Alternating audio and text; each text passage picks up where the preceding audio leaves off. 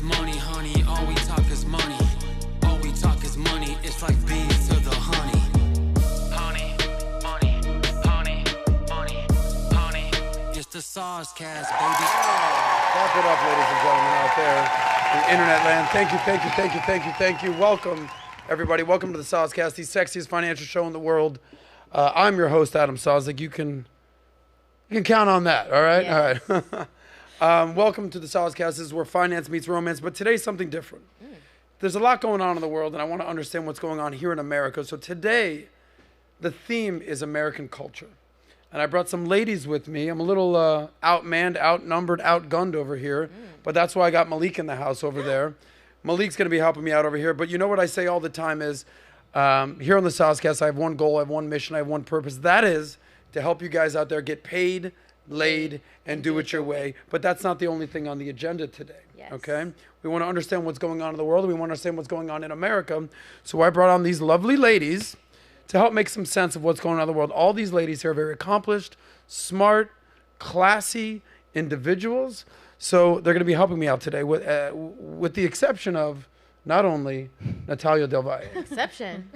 I said the exceptional. Oh, exceptional. Yeah. I said with the exception. Yeah, clarify. Now you look great today. Thank you Thank for being you. here. You look Thank pretty you. in pink. What's going on? Thank you. Well, happy SOSCAST Day. I think today's going to be a phenomenal episode. I think we're covering topics that really are things that need to be talked about today. You have some great panel lined up. We've got the Sauce Man, who's actually been doing phenomenal with PBD Podcast and all the things that you've been doing. So shout out to you for that. But before we jump into it, make sure you guys like, comment, subscribe, do all that fun stuff, share, because today's going to be a very spicy, interesting, and topics that I'm really excited to dig into. Well, thank you, Natalia. Speaking of spicy, Laura Padrino is in the house. Best Cuban food in all of Miami and South Florida. We know this. We love this. They got the plátanos. They got the ropa con viejo. They got it all.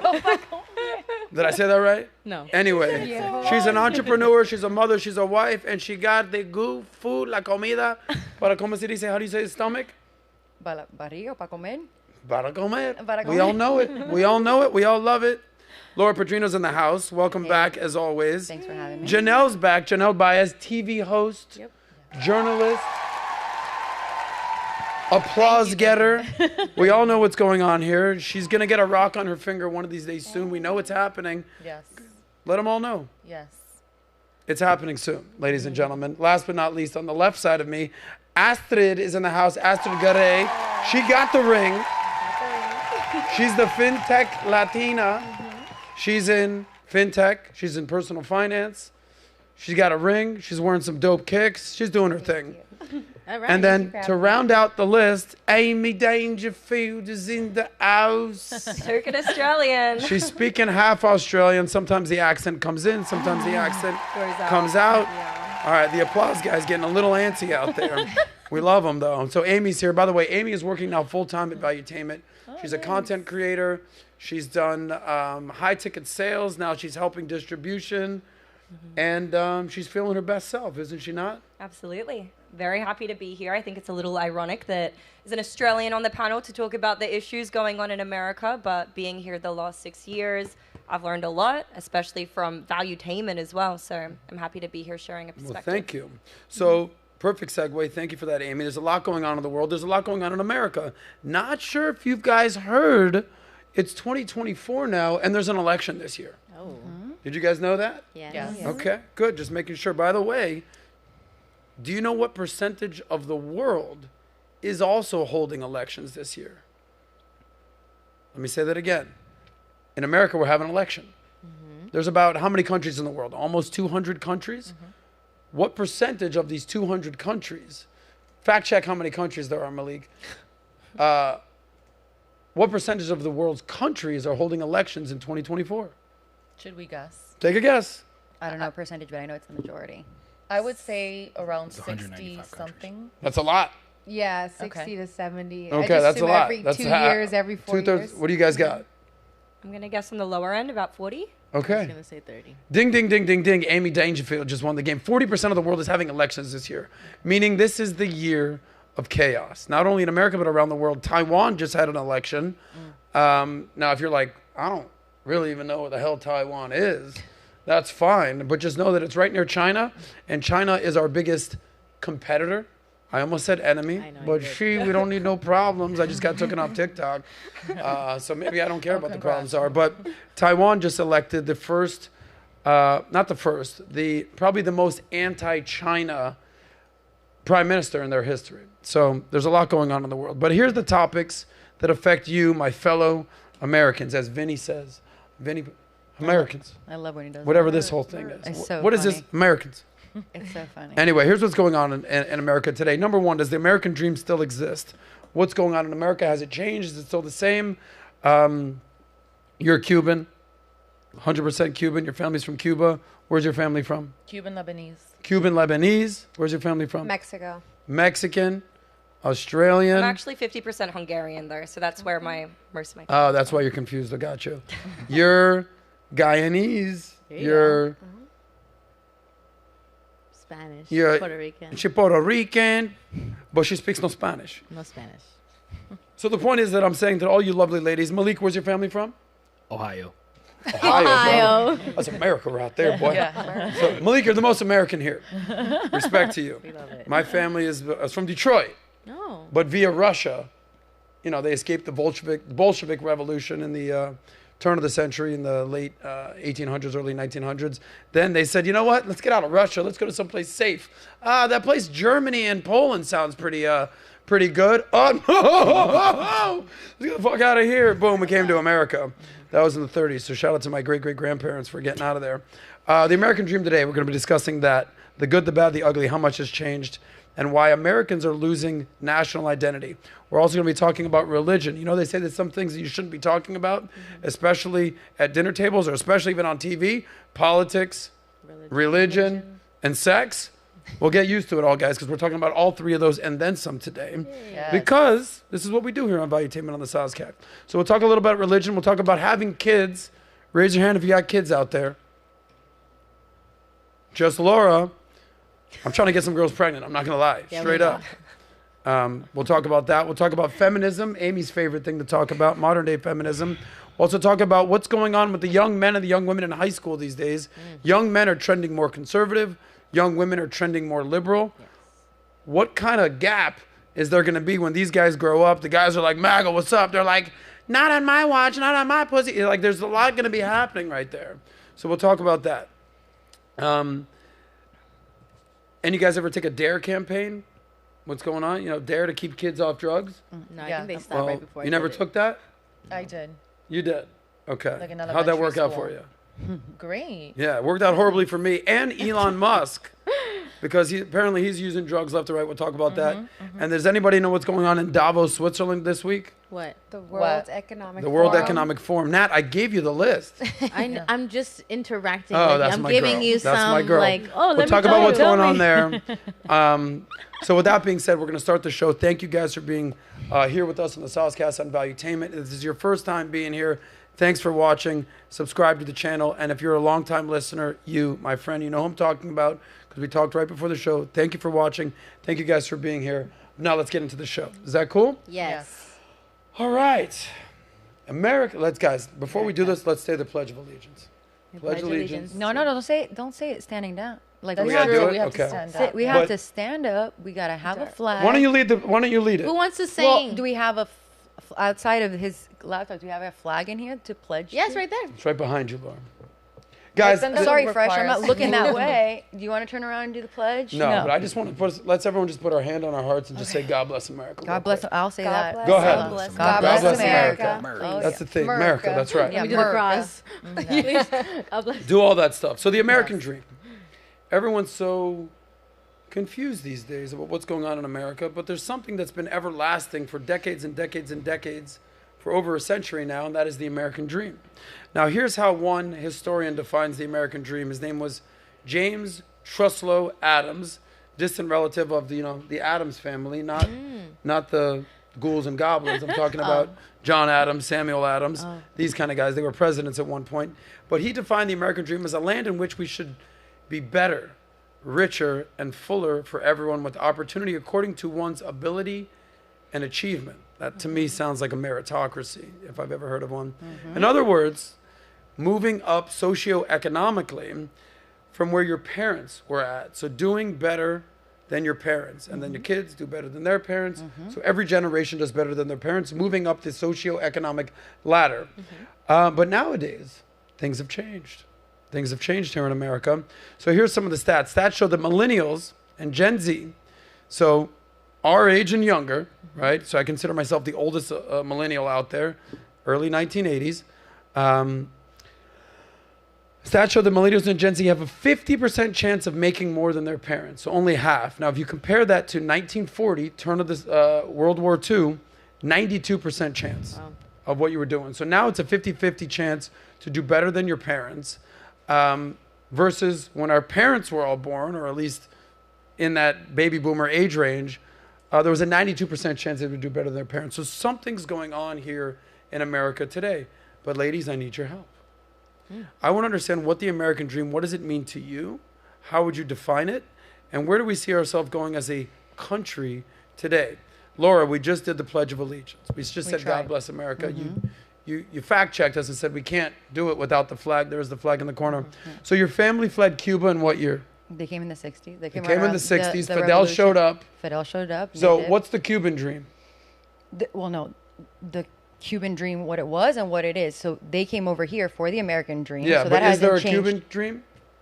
To get out of there. Okay. But the thing is, no, but here's the thing. No, Yes. real talk right now, that's what it was for them back in the day. Now, they're so brainwashed, who knows what they want. But they don't In have Cuba. anything. Oh, yeah. No, I'm going to get back to this. What's Yeah. the Lebanese dream? Get out of there. I have no idea. That was Exactly. my What's the great-grandma. Mexican Yeah. dream? For my family, get an education, have a good life, like good job, a family, Okay. your white picket fence home. Gotcha. So basically a knockoff version of the American dream. Right. Yeah. Yeah, Got get it. out and come to America. Amy, is there an Australian dream? I'd say Australia just has a very laid-back culture and lifestyle, so similar to America, minus all the I achievement. feel and like it's like ambition. drinking Foster's beer, having Yeah, a steak exactly, from down that's under, and fist fighting some kangaroos. Is the Stereotypical Australian version dream? of the Australian Yeah, I dream, get it. probably. Nat, Yes. in the beautiful mutt that you are, from the Guyanese, Puerto Rican, black, yellow, white, Puerto Rican, and Haitian, do you know what the Guyanese dream is? Go to school, be smart, and make good decisions. I can see your mouth. You go to school, girl. Yes. Here's the point. The Yes. reason is, and I'm going to come back to you, Laura. I don't know if there's a Pakistani dream. I don't know if there's an Irish dream. I don't know if there's a Lebanese dream.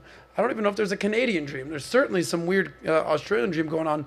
There's only the American dream. Yes. The American dream, the land of life, liberty, and the pursuit of happiness. This is the ideology that this beautiful country was founded on. And this dream seems to be moving. Now, I don't think it's dead. It just seems to be moving. So I'm going to come back to you, Laura, and ask the ladies, what is your definition of the American dream? So I don't think it's changed. It's the land of opportunity. So the idea is that you come over here from somewhere else. So this is American dream, as I see it, is from an immigrant standpoint, right? So you come typically with nothing, and then you work really hard on your own, not taking anything from the government, and you work your way up, again, independently. To make it here. The American dream before was really to like own a home and these kind of things. Maybe that part's been dissolved a little bit, but the idea is to have the opportunity, because there are so many opportunities here that you don't have, that capitalism provides to you here that it wouldn't otherwise. My grandparents 100% realized that here, as did my parents, and that, like, obviously we're the beneficiaries of that. But as for what it is today, I don't think it's dissolved. It's just so different. But that's just because, and we'll obviously get into this later, but just culturally we're nowhere where we were a couple of generations ago. Because a couple of generations ago we knew, what men and women were and what like normal things were. So since we're not there, of course, everything around that is going to deteriorate. But Well said. does that answer your question? Yeah, I think you did great. Janelle, what would you say your definition of the American dream is? I think it's financial freedom, and that capitalism gives you that opportunity to be able to create your own company or organization and then lead others into creating that type of lifestyle as well. And I think that the division is in that there's so much perplexion because men are becoming a little bit more like women.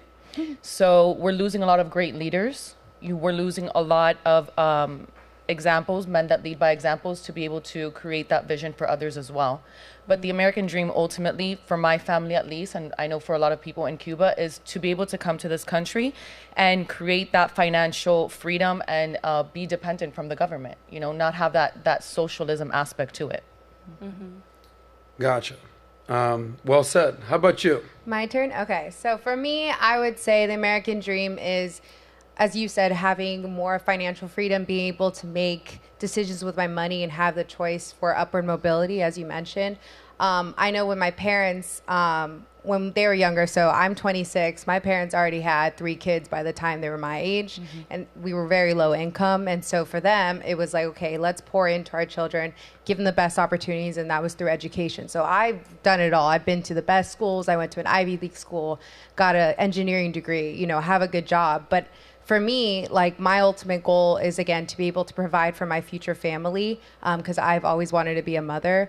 And it just feels though now with inflation, the cost of living and everything, the goalpost just seems to be moving. And that's what's kind of frustrating, because I'm well off in my life right now. But again, what I want in terms of just, again, when I establish a family, it seems I'm not able to afford it as easily as maybe, you know, my grandparents or people in the past, because of just all these socioeconomic factors. So Got it. Well said. How about you, Amy? By the way, how long you been here from Australia now? I moved in October of 2017, so it's been a little over 6 years now. My Okay. mom doesn't mistake me. And I could agree with everything you guys already shared so far as the financial aspect, financial freedom, but coming from a place where financial freedom is also pretty abundant. We're a very capitalistic society in Australia as well. I'd say it's also really the mindset factor that plays into it. And our Constitution. One of my favorite things is the American Constitution, the right to freedom of speech. Yes. And you don't realize until that is actually ingrained in some type of official documentation how important that is, especially in times of crisis. You look back at the COVID scenario and everything that happened. Australia was so locked down. My mum, when I would speak to her on the phone, she would say, it brings me so much peace to know you're in a country like America and not having to deal with this tyranny that's taking place right now. And it's really sad, because you wouldn't expect a country like Australia to fall to something like that, but it's something that happens when you don't have a clear-cut enshrined, you know, Bill of Rights. So Love it. yeah. So good. God bless America. Natalia Del Valle. Yes. What's your definition of the American dream? I mean, I agree with everyone. I honestly think it's just one word, and it's freedom. Freedom of everything. Freedom to choose, freedom of speech, freedom of making a decision and determining the life you want and going after it. It's going to be hard, whatever decision you do make. But if it's one word, it's freedom. You have that freedom in all aspects of your life here to do that. Of course, there's rules, but essentially you do have that freedom here. I love that. Thank you, ladies. So here's what I got. I actually was taking notes because you guys are all smart. You're intelligent. You're all free thinkers. So here's what I got. I got immigrants should not be relying on the government from you, okay? You can start a business. You can start a home. You can start a family and get that going. Constitution, freedom of speech, leadership. Lack of leadership is missing in America. Having opportunity, the land of opportunity, having options. Financial freedom, I believe you talked about right there. Upward mobility, you talked about, right, Astrid? Socialism, they said, basically with socialism, you're relying on the government, equally poor, not relying on the government right there. More freedom, more freedom. You said that the goalposts keep moving, right? So I'm putting all this stuff together, and I'm trying to understand really what the American dream is now. And because the goalposts do keep moving. Right now in America today, it's more expensive than ever to try to buy a house. It's more expensive than ever to try to get a new car or even a used car. Things are changing. You know, they say that the one constant in life is change. But here, I'm putting all this together, and here's what I'll say about America. What anyone is, some people want kids, some people don't want kids. Some people believe in God, some people don't believe in God. Some people want a house, they don't want a house. Everything is up to you. But here's what America represents to me based on everything. The opportunity and the options. There's nothing, the whole premise of capitalism is having options. Do you want to go to do you want to go to this store? You want to go to this store? You want to go to Walmart? You want to go to Amazon? You want to Target? Do you want to go to Publix? You want to go to Whole Foods? You want to go to this? You want to go to that? We have options. Versus in other countries in the world, your option is the government plan. Like in Cuba, you got one option. There's no competition. So even in America, they have laws that prevent a a lack of competition. They're called antitrust laws to prevent monopolies, right? We've all played the Monopoly game right here with the old man in the glasses doing his thing. But the options are what makes America great. Now, the whole premise of your kids doing better than you, all you can do as a parent, I don't have kids, but all my best friends do. My sister has kids. All you can do is equip your kid the best way possible to succeed. Learn, be smart, work out, network, get tough, have some resilience. Then it's on the kid. Teach them good values. You can't forecast what the economic and the socioeconomic conditions are going to be in the country. All you can do is teach them good values, good morals, principles. Voila, kid, go for it. Even PBD says all the time, you know when you judge when you're a good father, not even from your kids, from your grandkids. Yep. Yeah. Okay? Because that means you taught your kids well and they learned the lessons and they taught their grandkids. Yep. So the reason that I think I'm doing okay, because my grandma was a beast. Grandma, if you're watching this, I love you. And my grandfather's super smart, chess player, so stoic, relaxed. My grandma kind of run the show. And I'm looking back and I'm saying, okay, thanks, Grandma. Thanks, Grandpa. My mom was here in the studio today. Did anyone see my mom? No. You didn't see her. You guys saw her. Vinny made her cry. Vinny, my brother, he's like, can I tell you what a great mother you are? You are such a good mom. You did the best thing possible. You created a home run as a kid. My mom is like, I can't even. She's crying. I'm like, that's like, Vinny, relax, Scotty. Then they left together. It was kind of weird. I don't know what's going on with that. But the land of opportunity and the land of options, that's what capitalism does here in America. So we all love America. We all did the pledge. But there seems to be a problem that's going on in America today. We just identified what makes America great. But let's talk about maybe what's sort of going on here in America today. Here's some stats for you. Only 19% believe that life will be better for their children, which is a record low. Okay? 36% of Americans believe that hard work guarantees success. 36%, that's down from 53% in 2012. So people don't even believe in working hard these days is what this is. You know, one of the things I often say is because we do our app called Manect. Shout out to everyone that watches Manect. I say you got to work hard and you got to work smart. But the best thing you can do is work hard and work smart. Do both. But apparently Americans don't even believe in working hard anymore. So pull up this article from the Wall Street Journal, if you will. So Americans basically started losing their faith in the American dreams in the early 2000s. Maybe 9/11 had something to do with that. I don't know.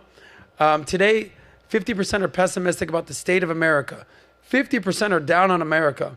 Realtors, who are basically talking to all the people out there on the streets, say in order to live a middle-class life and buy a home in 2024 now, Americans need to make $120,000 a year collectively as a family. Pretty interesting. But I'm saying all these numbers as a premise to talk about sort of the declining ideals that are in trouble here in America today. So this is an article. Pull up that article from the Wall Street Journal, by the way, Malik. Here's an article. America pulls back from the values that once defined us. We've done this story here on the SOSCAST before, but I think it's really important for the ladies weigh in on this, okay? So here are the categories. If you can show those images of the categories that are all declining. So first and foremost is patriotism, right? Do you have that, Malik? Yeah. Okay. Patriotism on the decline. Wow. Religion on the decline. Having children on the decline. Community involvement was up, now on the decline. The only thing that is up is trying to make that money. Now listen, as someone who believes that make that money, save that money, I'm not going to object to that. But the whole point of making that money is so you can do all these other things and have options in your life. You know, one of the things I often say is that money doesn't just live in a vacuum. You don't make money and be like you do it to start a family, to be out, to be with your friends. The best thing you can have in life are good relationships, whether that's with your family, your friends, your colleagues, everyone around you. So go back to that chart one more time, if you will, Malik. These are the ideals that made Americans great. Dare I say, make America great again before I get canceled. We'll see.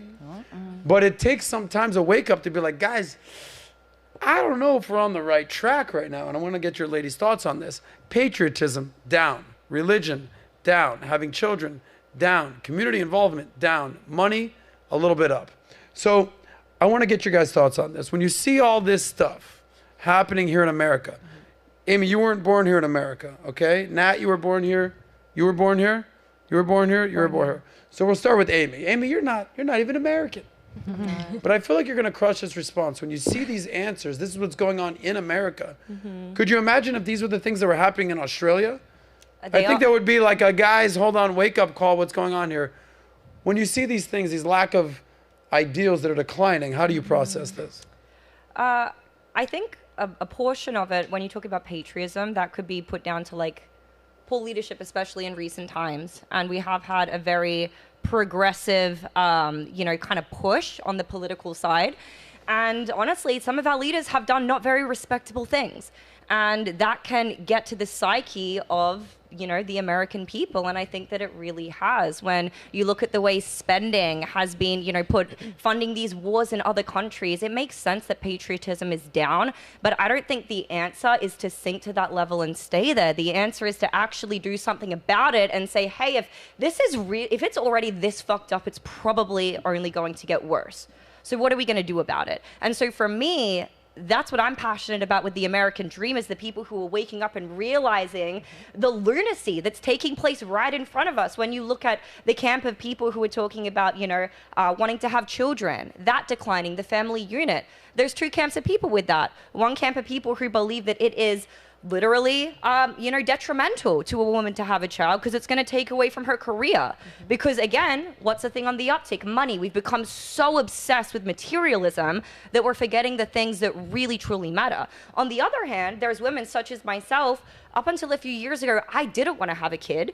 Not because I didn't want to have a baby. Of course I want to have a baby. But when you look at the state of the world, and until you get informed enough to actually feel empowered that we can address these issues, of course you're going to sit there in dismay and be like, I don't want to bring a child into the world.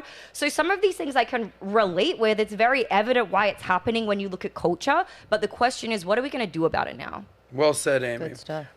Pull up that chart one more time.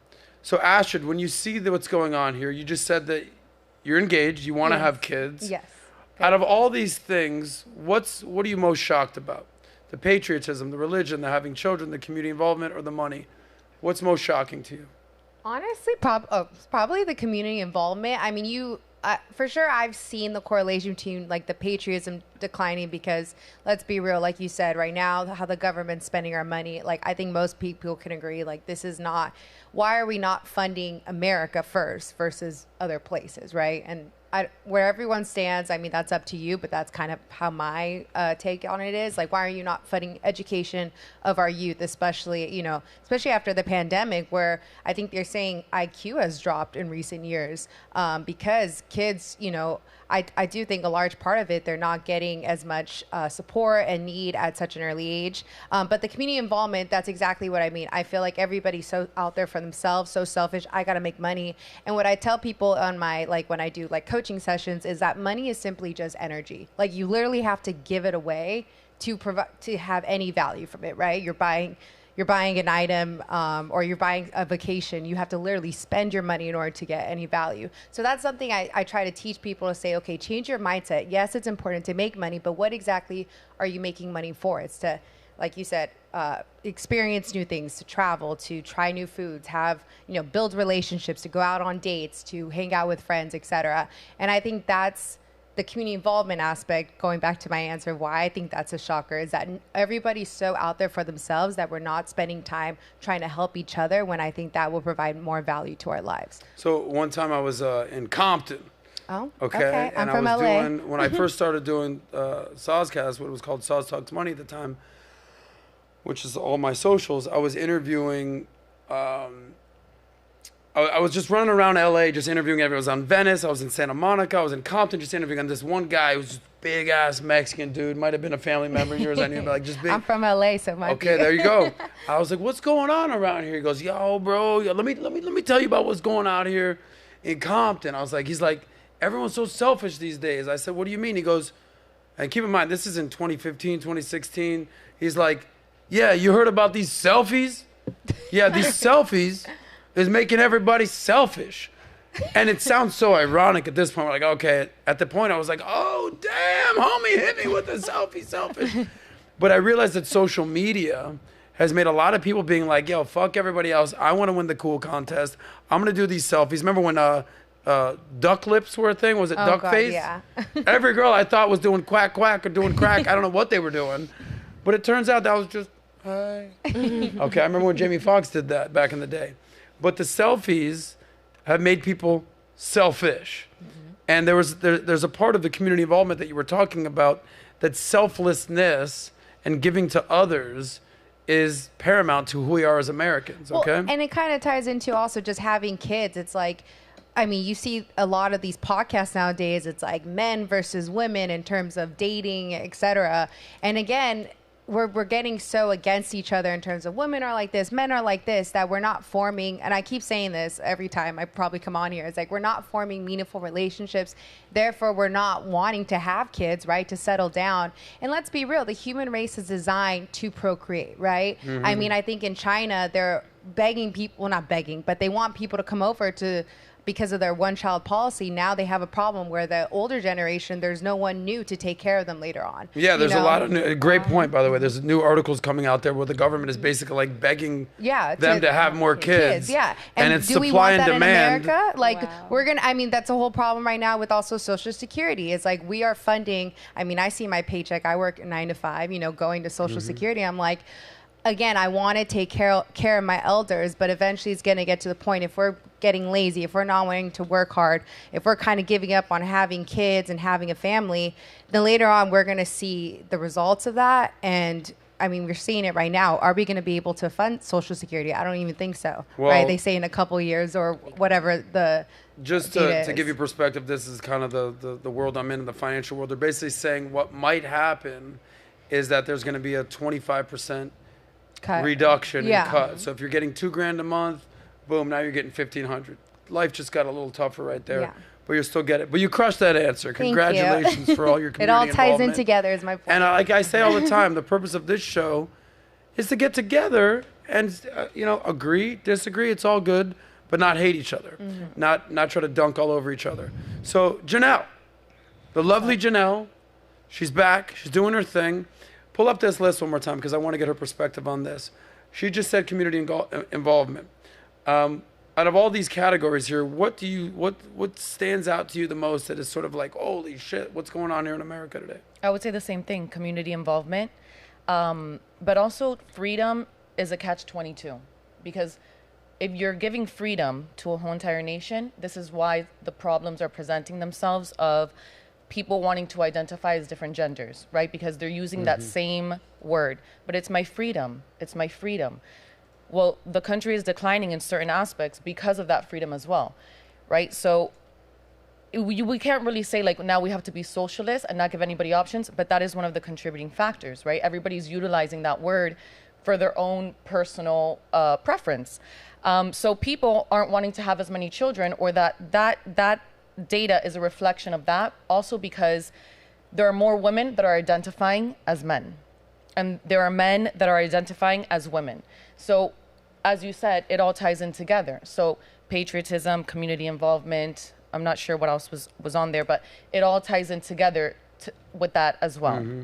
By the way, Nat, when I take her out to the club with me in Miami, there's always the ladies' room is always super packed. Yeah. And the men's room, we get in, we get out, we take a piss. Do you identify? Nat will identify as a dude for like 5 minutes. They let me in. Use the men's restroom. Yeah. Nobody believes her, but what are you gonna pat I will it down? say in the clubs, the And then girls' she rooms gets are the in there, best she's to hype each she's other a lady, up. but for 5 minutes. Yes. And I constantly have conversations with people. Is like, can I just identify and self-identify and then unidentify? Of course you And can. like the fluidity. Yeah. And there's people that are like, yeah, of course. Sometimes you feel like a man.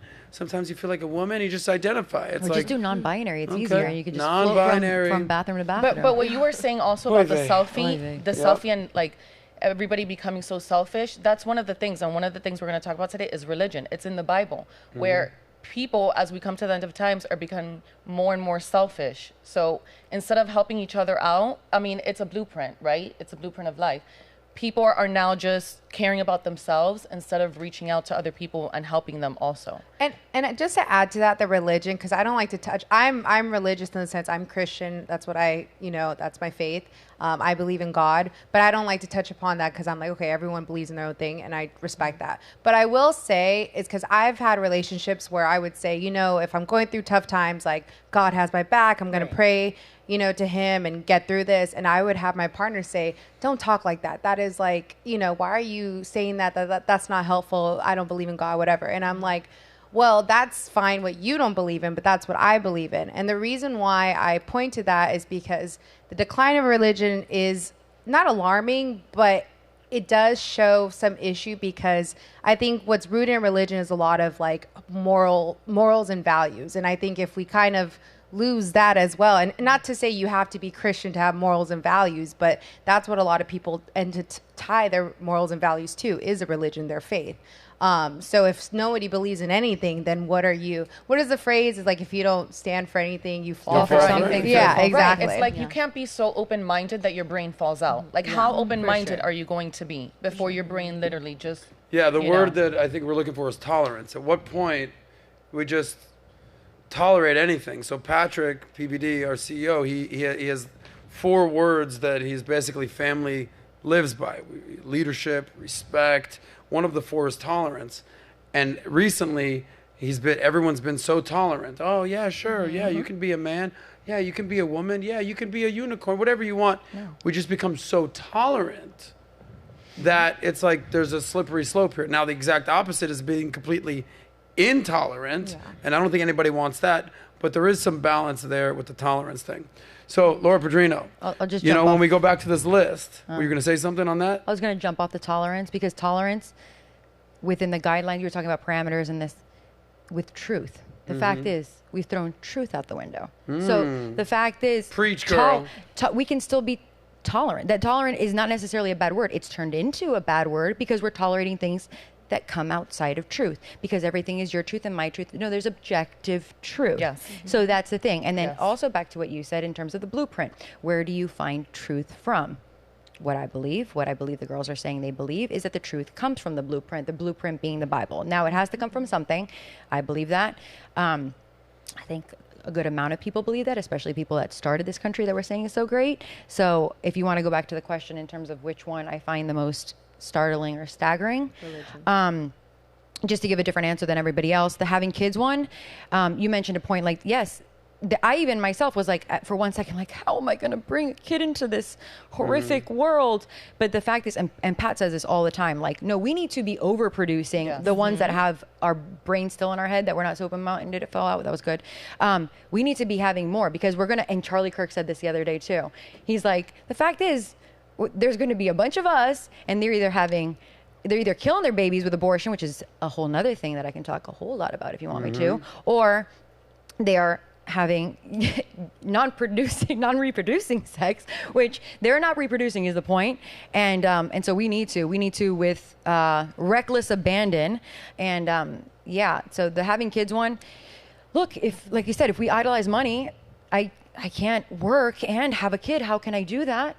So money is more important than a family, right? Because that's what the world says, or that's what whatever. But also feminism plays a big role in this, because so many women are trying to take on that male role. Like, I want to be the CEO. I want to be, a hardworking woman. So it's exhausting, obviously, and women were created differently than men. And it's not to say that women should not have their own careers. I think it's very empowering for a woman to have careers, her own career also. But that also is a contributing factor to the decline in that as well. I agree with all of you. If you want to be honest, I think religion is one of the main one. Strictly because if you can't find a place where you can find peace, you can't believe in something bigger, and you can't believe in things that you can achieve on your own, and you find that peace within yourself, how do you expect to do anything else? Right? If you don't have a God to a template of what is good and what is helping people be better, I think that loss of identity, that loss that people are identifying for different things, a unicorn, this and that, is because they don't have any type of structure. And a lot of that structure comes from religion. And this is not about, oh, you have to, God, and if you're not a Bible thumper, you're going to go to hell. It's not about that. I think it's about more so finding something, someone, a higher power that you can believe in to do all these things. Patriotism, make money, come here, create a business, come here, reproduce. What's scary is, you have women come and they reproduce and then they're like, I can't take care, so I'm going to kill the baby. If you would have faith, maybe you would say, hey, I'm going to have this baby and take care of this baby and figure it out. If you're going to have faith, right, in the bigger part that you're going to, improve in your life, things would be different. So I think that loss of faith in all aspects is a really big problem in the world. And I'm not saying like, I'm the most holy girl in the world, for sure. No. But at the end of the day, I do go to church. That's a place that I find that at the end of the day, everybody in this space is sinners, and we're trying to get better. And I think people not having a place where they feel like, hey, I can relate and I want to get better is a really big problem of why we're not able to evolve in a lot of these things that are shown. But would you guys agree that most of our leaders right now are pretty much socialists? In Cuba, when socialism took over, one of the first things that they removed was churches and religion.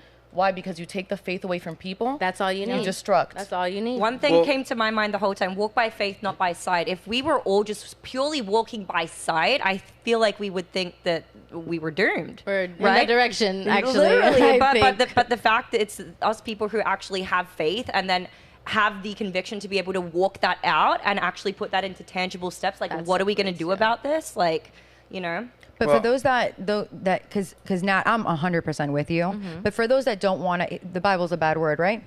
Like I said, truth. You have to get it from somewhere. So when you get when you're pregnant, and then the ones that are killing the babies, you said that they because they don't have faith.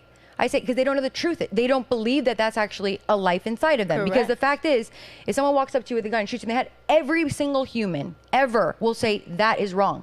Right. But why don't we do this? It's not because they don't believe that there's a life inside of them. And if they do, they're just abject, horrific people that are knowingly killing their children. Correct. So the fact is, it may be fine, no religion, whatever. But what is truth? Because that's the thing. Science says there's a child in there. Science, okay? The science that we worship. But at how many weeks does that actually develop a conscious? What? The conception. You go pump, okay? Do you think conception is when life is created? 100%, Sauce, and I'll tell you why. Because when do you... Sauce, I'm just being educated right now. No. Go ahead, Padrino. 1,000% why? Because, okay, let me ask you something. When do you believe that life begins? I believe that One hard answer. if you have consciousness... When does that happen? 2 weeks, 3 weeks, 4 weeks, 5 weeks? I have to ask a science that actually studies that, because I don't know. 3 weeks, 4 weeks, 5 weeks. Anybody, what's the consensus? The point is, there is not one number. Yeah, there's not a universal consensus. But here's the thing. Yeah. So everybody has a different floating magical moment when it happens. Okay? So if you have a magical moment, I'm going to base my magical moment on science, which is these set of genes, boom, new set of genes. There is actual life in there. Okay? 2 children. One of them, at 12 weeks, I got kidney stones. I'm like, there's no way this child is surviving because I was in horrific pain. Like, I thought myself I was going to die. We put the ultrasound. She's dancing in there like crazy. I'm like, holy moly. You can see her hands, feet, dancing, the whole thing. And I'm like, oh my gosh, this is incredible. Second child, I'm bleeding at 5 weeks. And I see her heart beating. 5 weeks. So, conception. Conception, National period. Institute of Health says consciousness in a fetus can't emerge before 24 gestational weeks in pregnancy. Okay. Consciousness. So here's the question. So do you want Once me the to do? baby's Do you want in me to there, do there's a baby in consciousness there. though? Because consciousness is not really Well, a good the one. I great mean, we thing- can go down that way, but then What about someone in a coma? coma. I mean, we really could do all that all day. But the fact is, it's life or it isn't. And here's the other thing too: who can just go, "You're important, and I want you, but you are not," because Sauce, you're Jewish. You know what happened years ago, and when they deemed valuable humans and not valuable humans, a horrific thing happened to an entire group of people. Like millions and millions of them died because someone deemed that they were not valuable lives, and then a whole ton of them got wiped away. And so if that's what we're believing is happening now, we have to give truth to that. So that is the one. I'm going off on it because you said the babies going down, or people not having kids. Well, because we don't believe that it's life, or because, again, we're idolizing money and we don't want to have kids, or we think we want to do it all. We want to be power woman, and we want to do this, and we want to take all the selfies and all this nonsense. And even people now that are not having kids because they don't want to ruin their bodies. Right. How about you close your mouth and go to the gym? That's how you lose weight. Wow. Not because you don't have a kid. It's true. Well, because you know what? I'm so sick of it. Everybody. Okay. Oh, you want me to get fired up? I'm gonna go Vinny style. Go, Padrino. I'm gonna go Vinny style, hot and heavy right now. No, do your because, thing, and then I'll chime in. Go ahead. Listen, I kid you not. I had one of the girls. I had them in like months and months, maybe even like years later. Somebody's like, "You look fantastic. You had kids." I go, "Dude, that was like a couple of years ago. Like, how long? What's the statute of limitations of looking terrible after having a kid?" 1 year. No, one. you you know what I said? You got a year, baby. No, I said 9 months in, 9 months out. Like 9 months. Okay, now, sure. Now here's the thing. Yes, everybody's got their I'm a little different. more liberal like that. I'll give you 3 more months, a little extra, a little BOGO. Well, you know what? You know what it was? Okay, you got 1 year to lose the baby. You know what it was? I had a wedding at 9 months at both of them, so I had a goal and I was like working for it. But have a goal. All of a sudden, having a goal is a good thing, right? Of course, it absolutely is a goal. No, it absolutely is a goal, but a motive. But the idea is that, can you imagine not having a child, not having like the most incredible experience of your life over the vanity of your body? It's psychotic to me. But that is why when you're talking about culture, American dream, all this stuff, it's all eroded because everything is upside down. There is no truth. There is no rule book. There's nothing. Everything has been flushed down the toilet. And ultimately, I think it's because of weak time, weak men. It's our leaders. Weak time, because it was leaders. Hard times, strong men. We had an amazing America. Then they made soft times, and those soft times made soft, sucky men. And that's what we're living the fruits of right now. Well, Padrino, you crushed it. By the way, clap it up for Laura right there. Okay. It's a whole speech. Sorry, guys. By the way, did you know, I'm chiming in, As soon as the women start talking about abortions, this was me. Okay. Far be it from a dude, the one dude on the show, to start chiming in on how abortions work with 5 women. I'm not chiming in on that. We're not going to do the abortion thing right now. Fine. But, you know. But you have a say, because you could potentially have a child. Yeah, about to tell a story right there, but we won't do that. But speaking of abortion, Natalia's like, here's what I will say. Pull up that chart one more time. It's interesting because everyone gave a different answer, right? Community involvement, having children, religion. The one thing nobody really touched on was patriotism. And to me, that is number one by far. If you look at those numbers one more time, the highest number out of anything else was patriotism. It was the only number that was over 60% where people say it's important to them. Everything else is downstream from patriotism. If you live in America and you don't love America, get out. Period. Now, I'm not saying that you can't correct America's problems, or you can't basically say, hey, listen, we could do better here. And I understand that, Congress approval ratings are at all-time low, but you have to be proud of where you're from, or else you don't have a country. I'm so sick of seeing young people, especially, if you look at that chart one more time, trash talking who are America. basically saying, we hate America.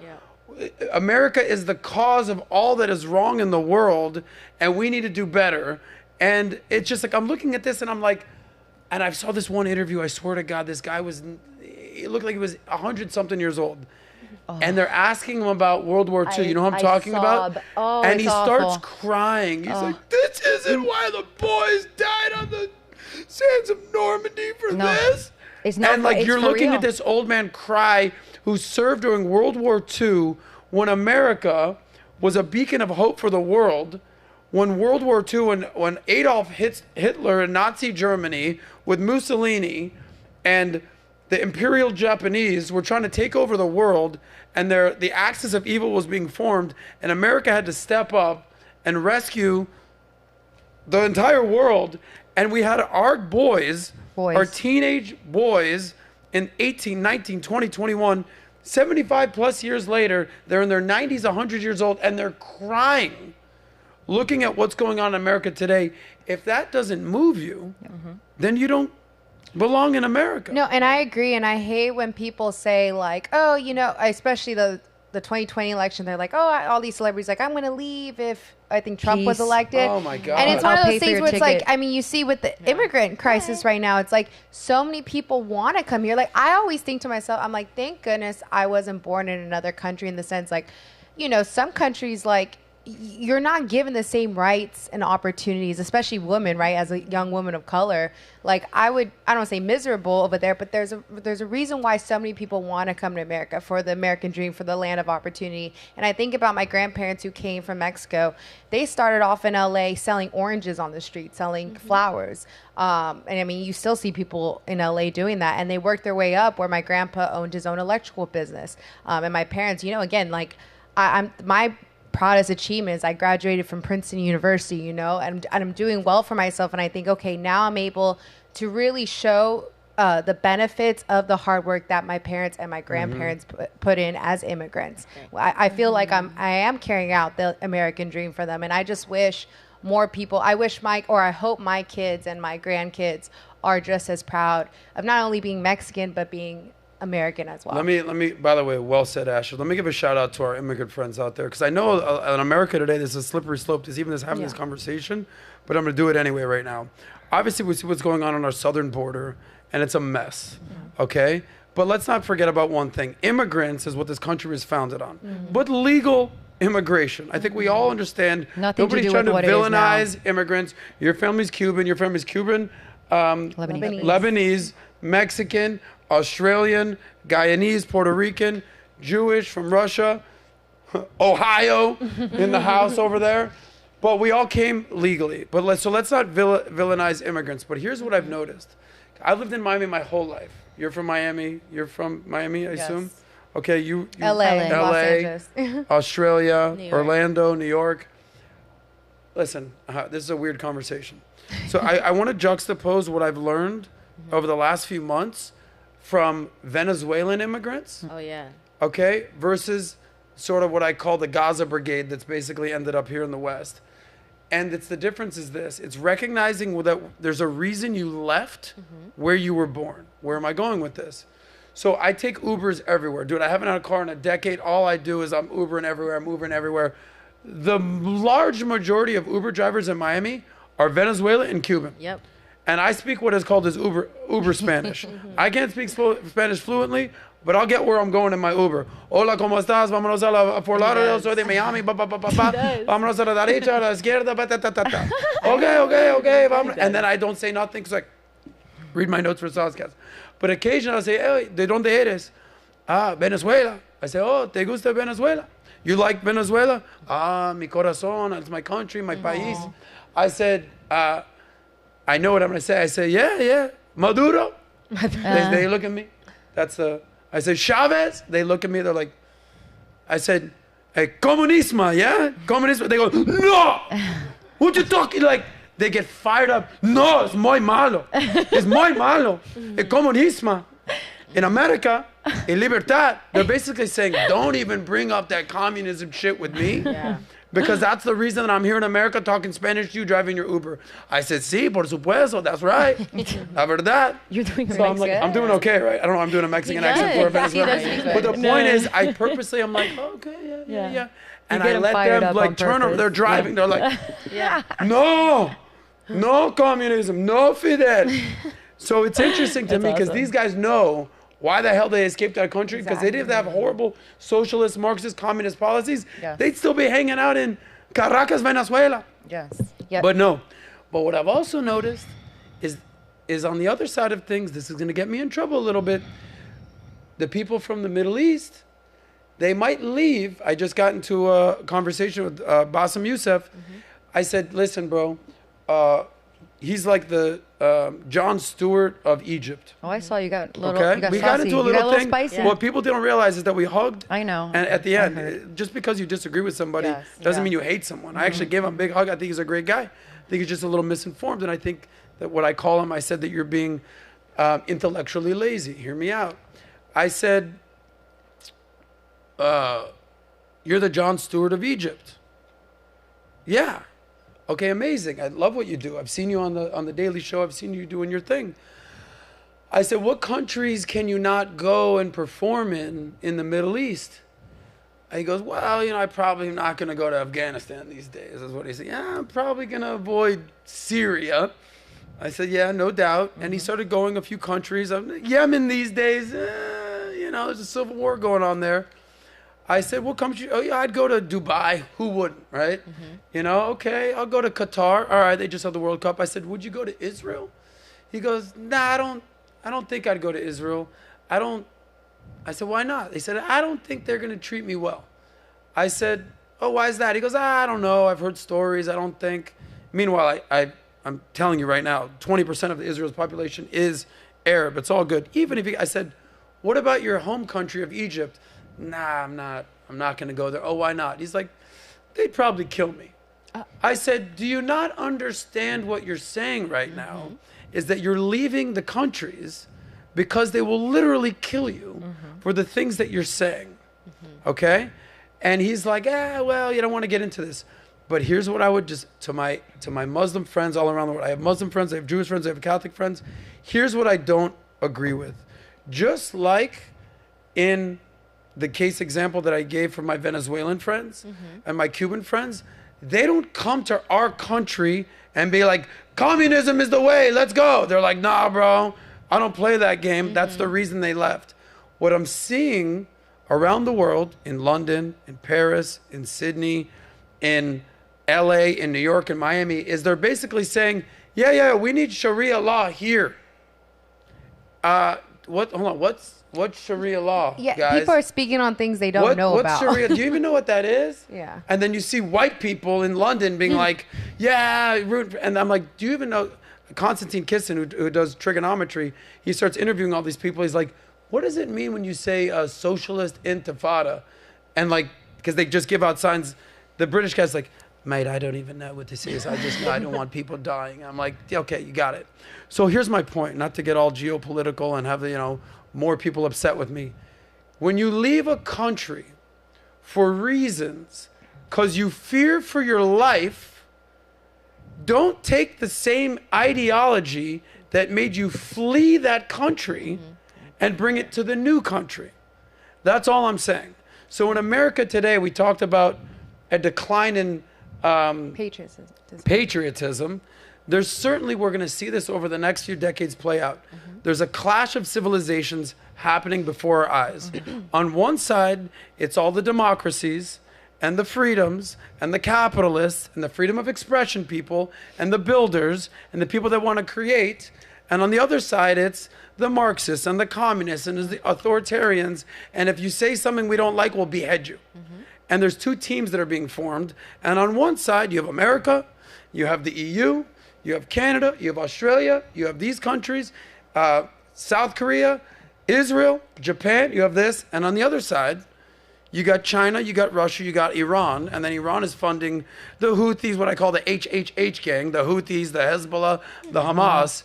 And it's incumbent on you as Americans to recognize, yeah, I see the teams that are kind of shaping up here, and you know what team I'm on? America. And that's where I'm at with this these days. Anyway, let's move on for a second. Yeah, before you move on, though, I do have some poll results. It's quite interesting, go ahead. actually.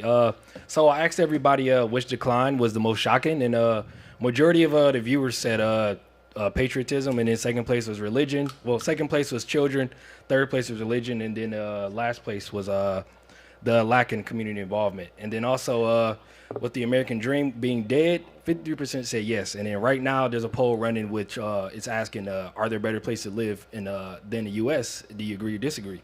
And then it's like 50-50. It's going back and forth between people agree that there are better places to live than the United States.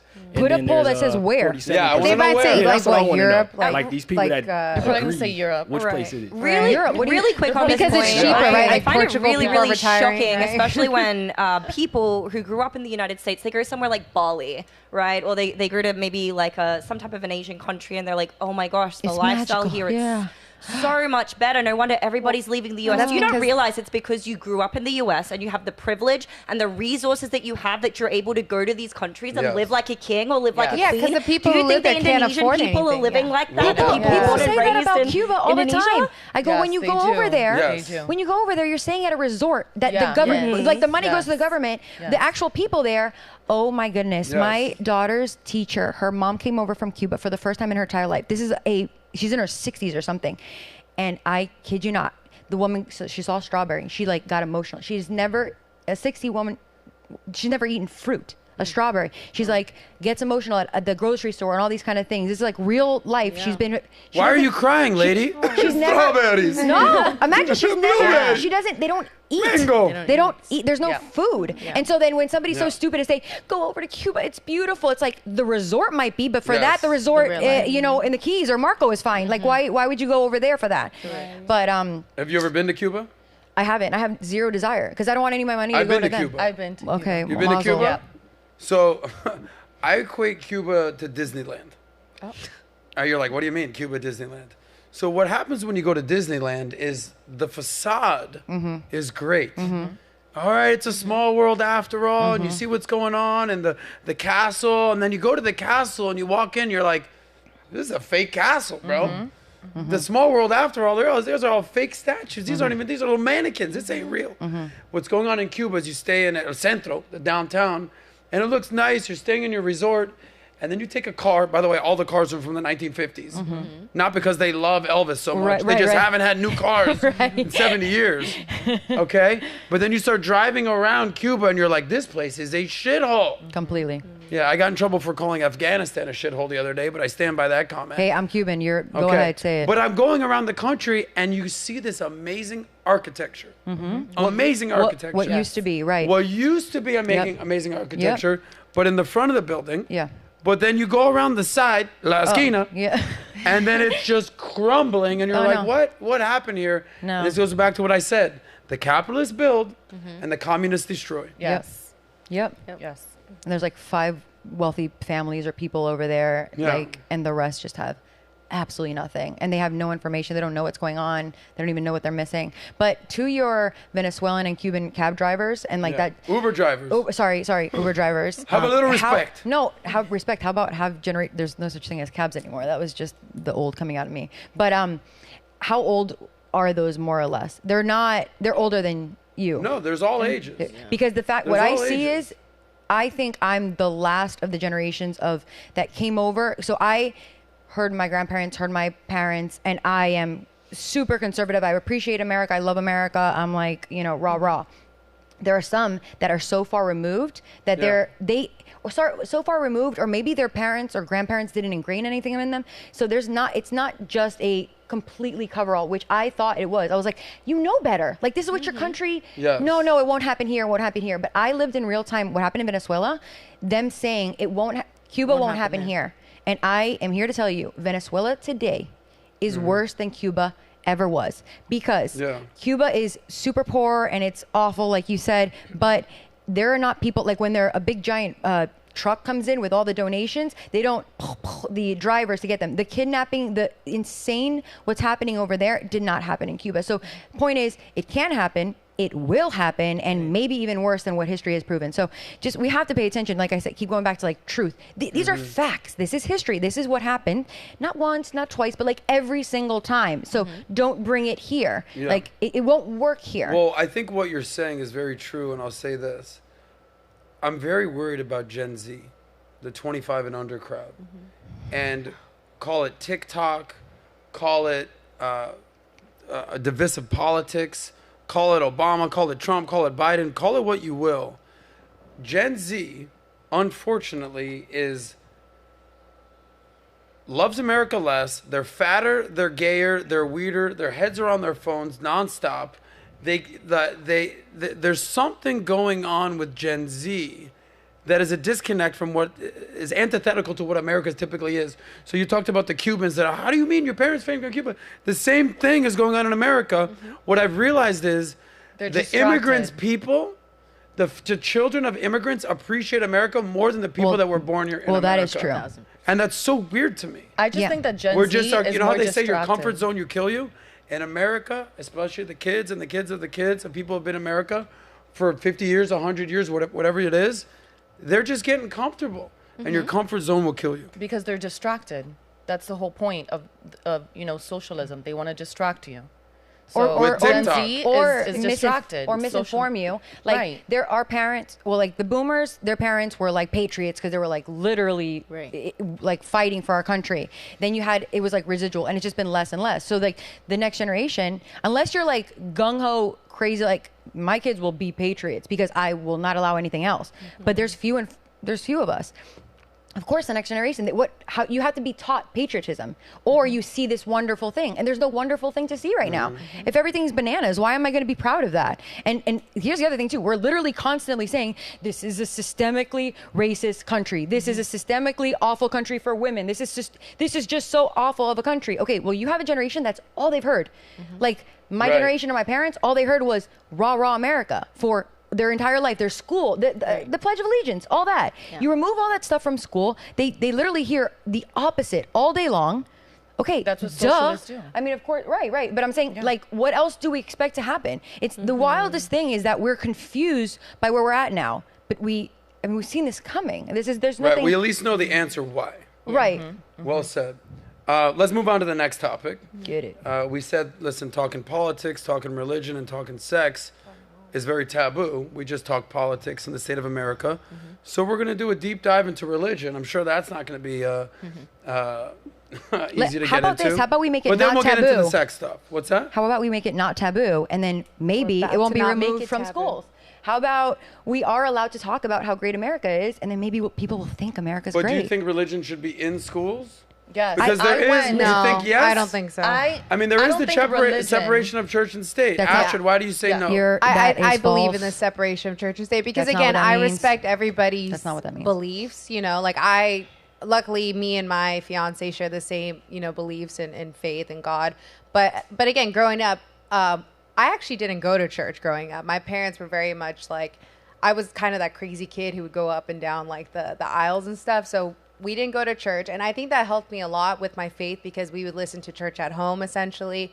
My dad would, not preach to us, but, tell us about the Bible. And I think I never lost sight of that versus I have family members who've gone to Catholic schools, right? And now they're at a place where I don't know what happened in the schools, what they were taught, but they've gone completely opposite from religion. Now they're completely atheists. And I think you see a lot of that happening with the youth because I think ultimately it's up to the family, the parents to decide, okay, what do I want to teach my kids versus the schooling, the government, etc. So that's why I think it should be separate. You brought up the youth. Malik, pull up this article real quick. So millennials and Gen Z are increasingly disaffiliating from organized religion, with 40% categorizing themselves as nuns. Not nuns, like not like Religious you're gonna nuns. as nuns. Like I got nothing going on. Nuns, zero, nada. Which means no religious affiliation. Here you go. Americans under 30 don't trust religion or anything else. So this nuns is a term encompassing atheists and agnostics worldwide. So you said that you don't believe on the separation of church and state, or No, you don't no. believe that I didn't that's say what that. is? I said that you guys are like misusing the term. But the thing about Well, use it the right way. Stand by. So what you were saying about that, it's anecdote that your experience versus your cousins or whatever. I'll give you an analogy: fat people in the gym. Does that mean the gym doesn't work or that they're not doing the right thing? That it does not mean church. And I'm not even saying anything about church. We're talking about religion. We're talking about religion in school. We're talking about faith, and going back to what we all keep saying: a blueprint, truth, values has to come from something. We have to figure out what that is. And if we're saying we love America, and you're saying you love the Constitution, all of that, all the founding. There was a truth, there was a blueprint, and that was biblically based in Judeo-Christian values. So I'm not even saying about the church and how you raise the kids and everything like that. It's just that idea of where do your values, where do your morals come from? That's why I say it should be at home. Ladies, Not at home. ladies. Okay, go ahead. I've been looking forward to yelling at the ladies for 1 second. I would Relax. like to say something. Just real quick, I want to say something. Everyone's going to get their turn, Let's I get to swear. the topic. Tell me what your religion is and how often you go to your place of worship. Tell me your religion and your place of worship. And be honest. Want to know why? God's watching you. Okay? Amy, your religion, how often you go to your house of worship? I was christened Catholic, but I would just say not really any type of denomination. Christianity. I mostly just listen to a lot of scriptures at home. Okay. And so you don't sermons at home. Sermons? Through church. I go a couple times per year. I really need to go more, but I watch the sermons live. To Vu? Okay. Natalia Del Valle? I'm Catholic. I grew up actually in a Catholic school. I went to Catholic school. I go to church. I used to go every week, and I'm starting to go every week now. I saw you went the other day. Yeah, and oh my God, can I tell you? So that day I went, I was in a place where I was looking for a new church. I've been going through stuff, so I'm like, I need to go to a place where I know is peace. I'm not being judged. I can go and I can find that connection. And when I walked in, I'm going to cry. I started crying because it reminded me of where I came from. It reminded me of a place in turmoil. This is a place where you can come, you can have a moment, and you can reconnect. And I think it should be taught. And it's not that Catholicism should be taught there. I think all religions should be taught. And then let them, learning that religion, determine what they want to follow and determine what blueprint that they want to abide by. But going to a place, I went, it was crazy. They had violinists. They had this huge choir. It was fucking lit. I'm sorry, Jesus, but it was amazing. Did you say it was lit? It What was did you say? lit. Like it was Church was lit. It was sick. I took a video. Like they were singing like loud music, and it was just like it shook me because it brought me back to a place of this is where you come from. This is a place you can always come to when you feel any type of way, not be judged, and restart and reset. And so church is something that I'm going to be going to weekly. I would go weekly. I stopped going for like maybe a month. And just that not going that month shook me. I'm like, you're not in your flow. You're not incorporating God. And because you're not, even if you believe whatever you believe, when you grow up knowing that there's a place that's that peace, that you don't have that judgment, it's such a homey feeling. You're like, I'm home.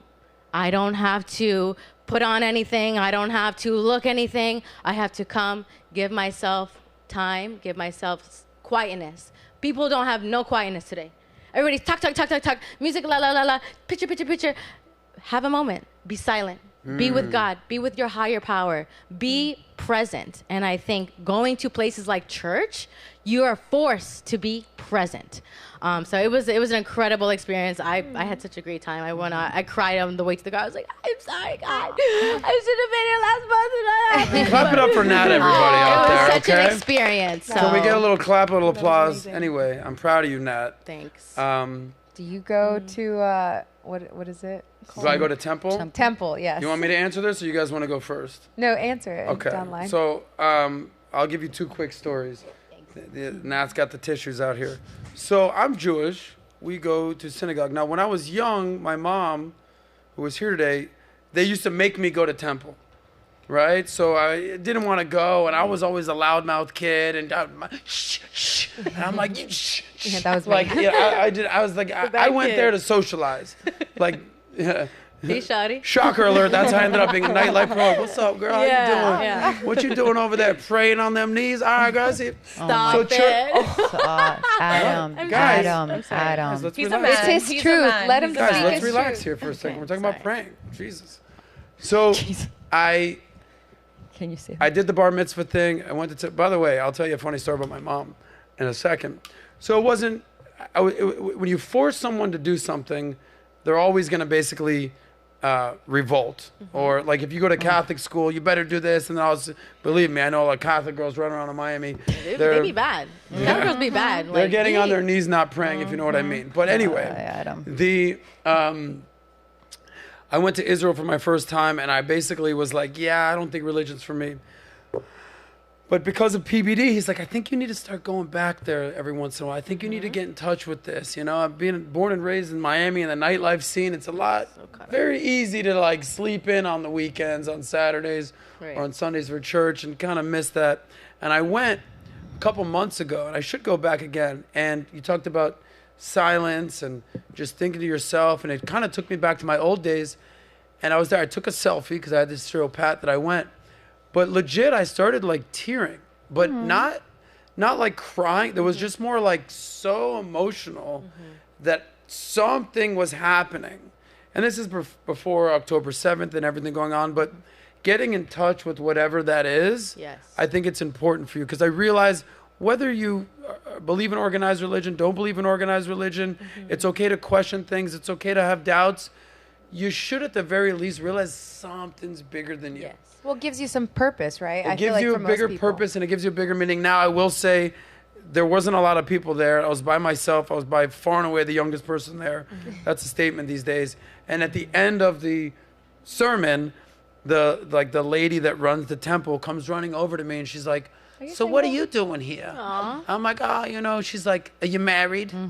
I was like, trying to hook you no. up with a good And Jewish she's like, girl. you want to be? I was like, yeah. She's like, do you want to? I go, if I'm taking a referral, it's not from the 75-year-old lady at Temple.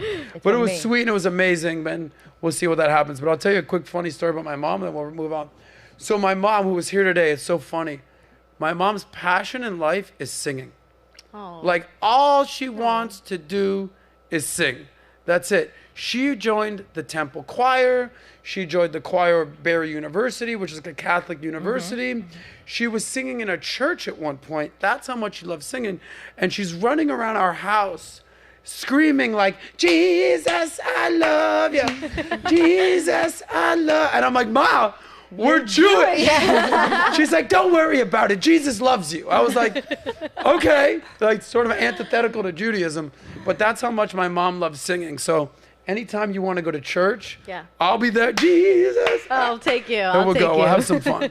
But I do believe that having some religion and having at least a higher power in your life is so important in your life. So what's your religion? How often do you go? You want to go?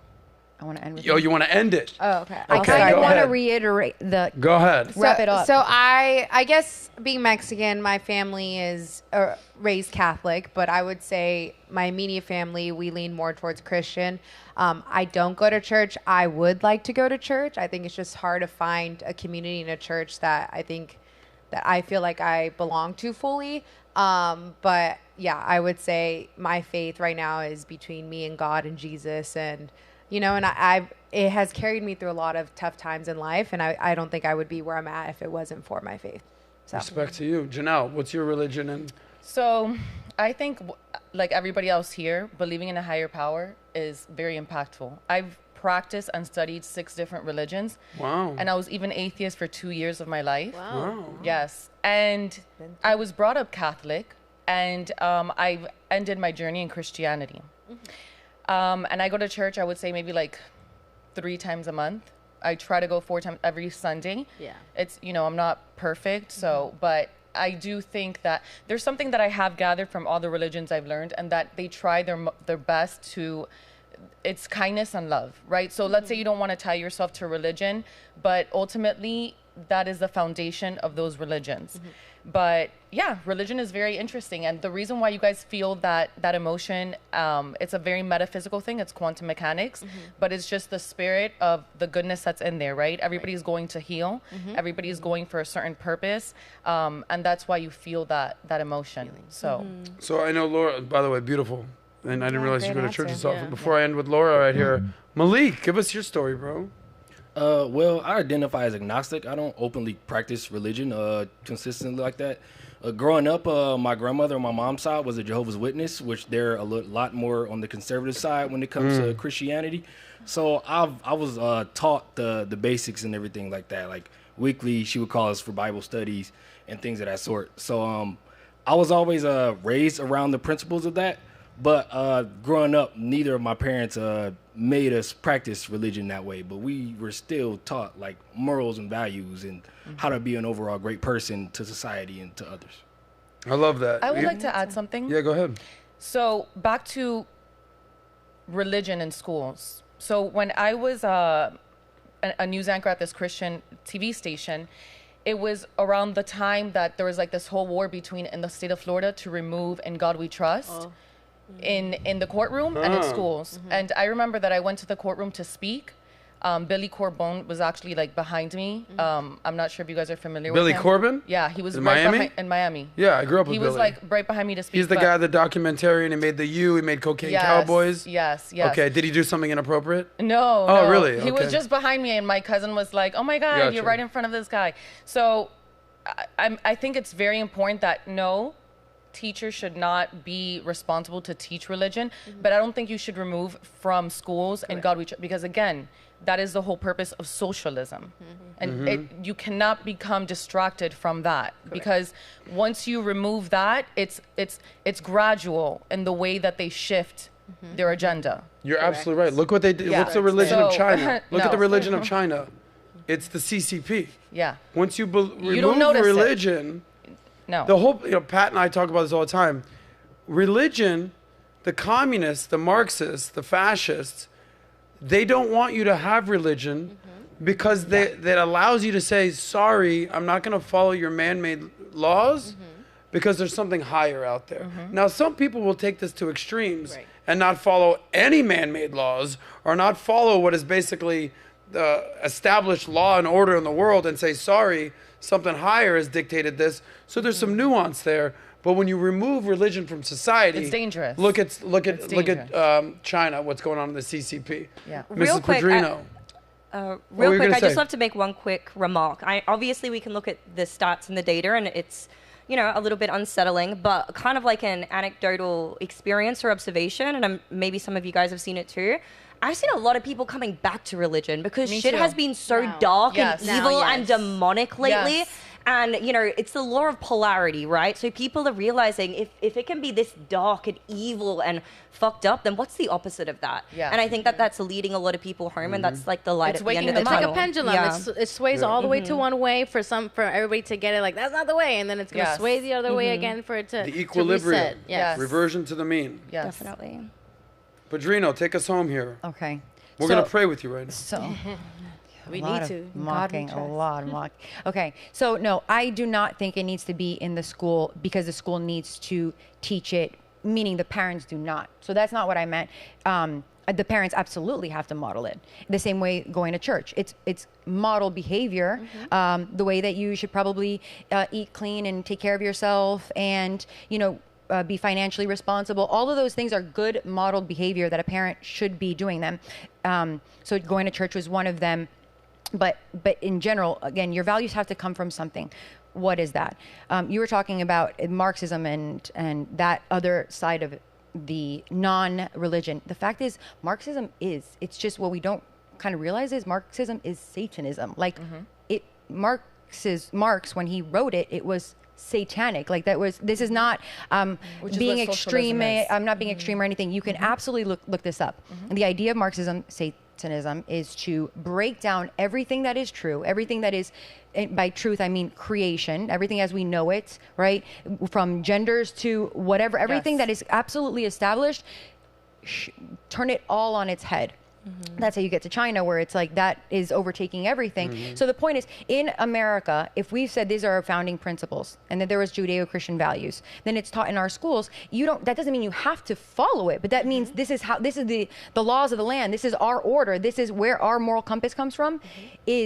Are these values. So it's not that you have to adhere in terms of everybody has to be this religion. That is kind of like the separation. We're not forcing this religion down your throat, but it is what is going to guide our values that we are teaching in the public school system. Public school meaning that it is federally funded from the government, meaning government that was established, again, with these values.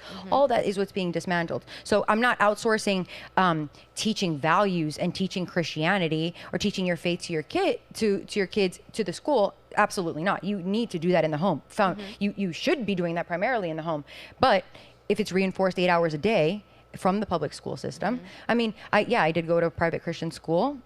I have a good foundation. I came out okay. So I think my parents think that was a wise decision. I never had like this extreme stray, because if it's forced down your throat, I never felt it was forced. My parents were, this is what's best, but they weren't so strict on me that I felt like I had to rebel. That is, I think, what you're experiencing, or what you experience with, the Catholic girl syndrome thing that they go.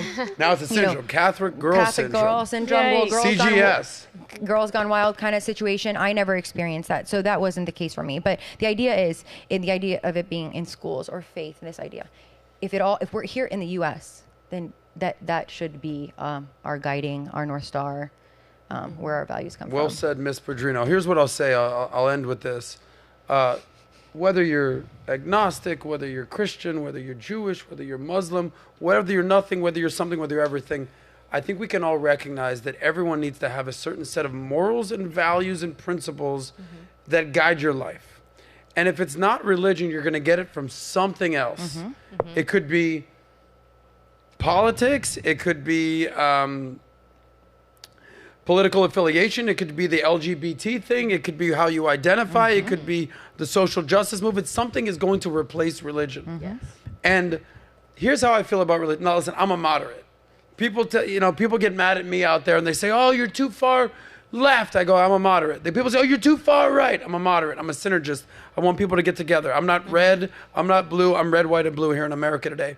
But not enough religion, not enough faith, not enough morals and principles, I think is a recipe for disaster. Too much religion, extremism, fundamentalism, jihadism, I think is also the wrong approach whatsoever.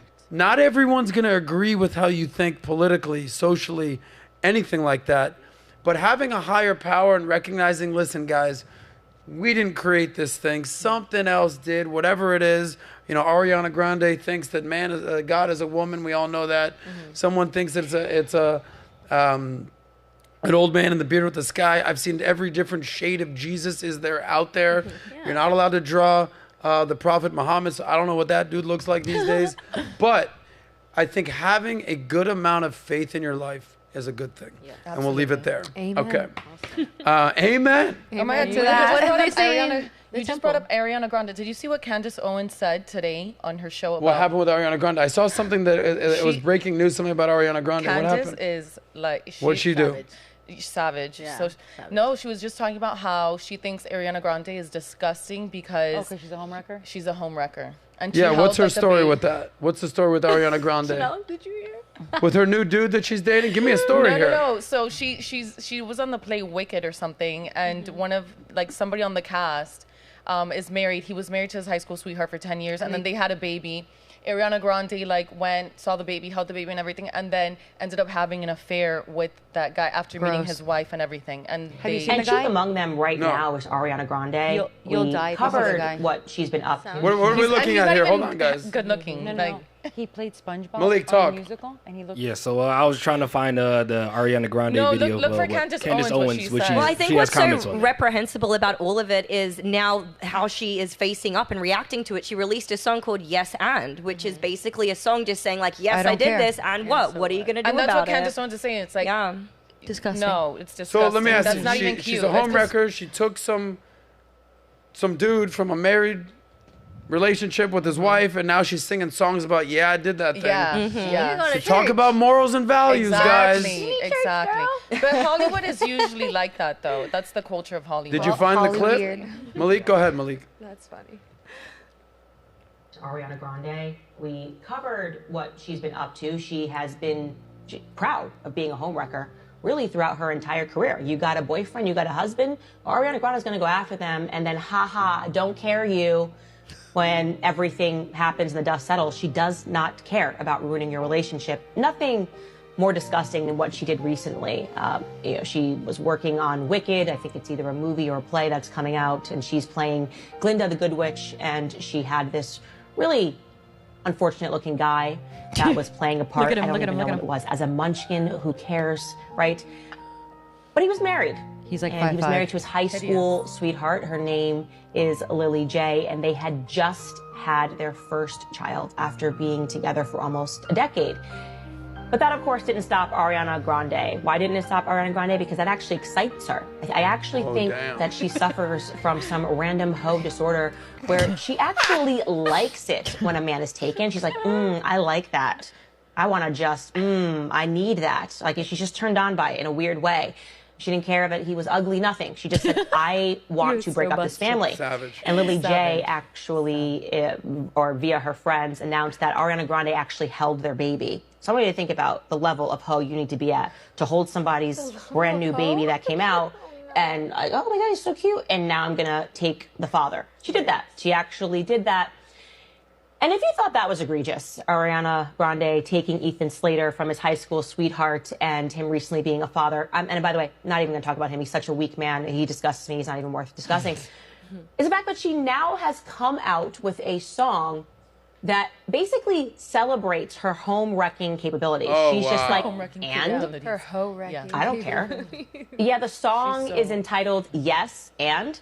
I'll give you guys a full sentence. She means, yes, I took your husband. All right, let's took end it right the there. All father right, of so your-" Ariana, I think Ludacris wrote a song about these hoes out there. I've got hoe, in different area I've codes. got hoe. Why do you think you take a hoe to a hotel? It sounds like she's got these hoe tendencies.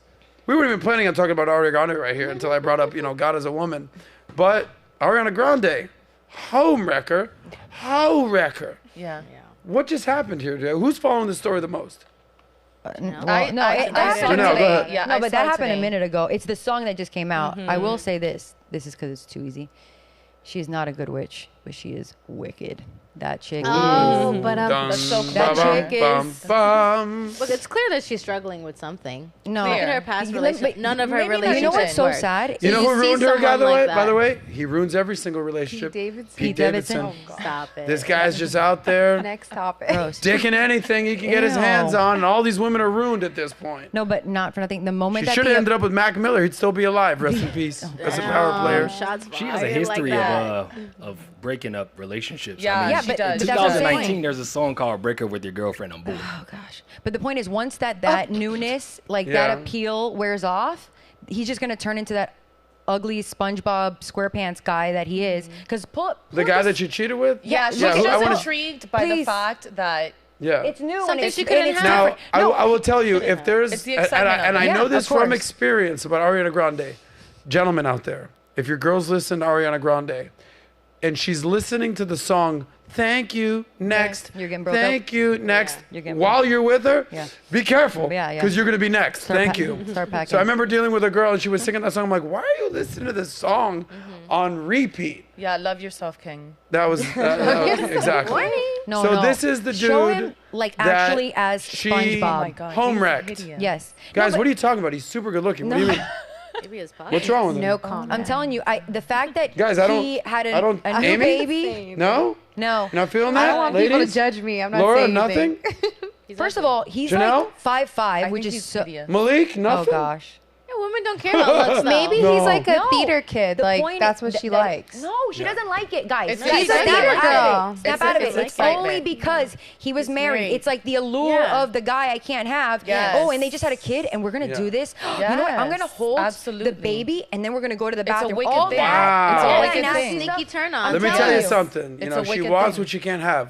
Listen, not that I've ever done anything weird like this, but like that first sexual encounter, whatever's happening, is probably ridiculously hot. But that's what I'm saying. But it's I disgusting. think it's already but probably over. really hot. No, by the time the No? song, Men and women by are the time the different. You song can't. drops, You're not supposed to be doing it. The guy's probably never had ass like this in his life. She is hot. His All of a wife sudden, is actually beautiful compared to him. this Yeah, guy's. but guys don't- how tall is this guy? 5'5". All right, I'm convinced.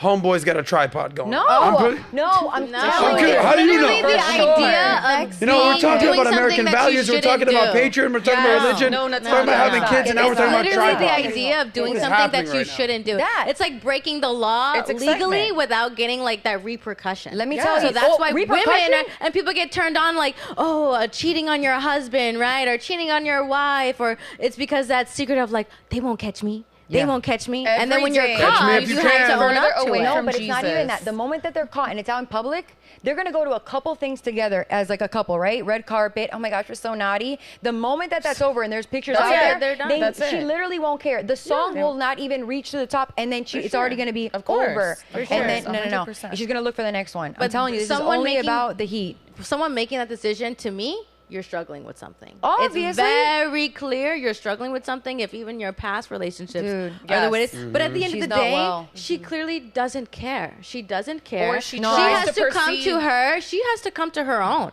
She has to be like, oh shit. She needs some I think justice. it's me. She I'm does. the She reason does. why my But she relationships also- aren't she working wanted out. to capitalize on it also. No, You know? it's capitalize, but I You're- only think that's she's like, I'm gonna- momentarily. Guys, we're gonna move on right now. By right. the way, does anybody want to go to the Ariana Grande concert this weekend? It's in You Miami. already bought your you guys, tickets. you're gonna You go. already bought the You're gonna tickets. go. You bought the Okay, no, tickets. nobody's going. Well, thank you guys.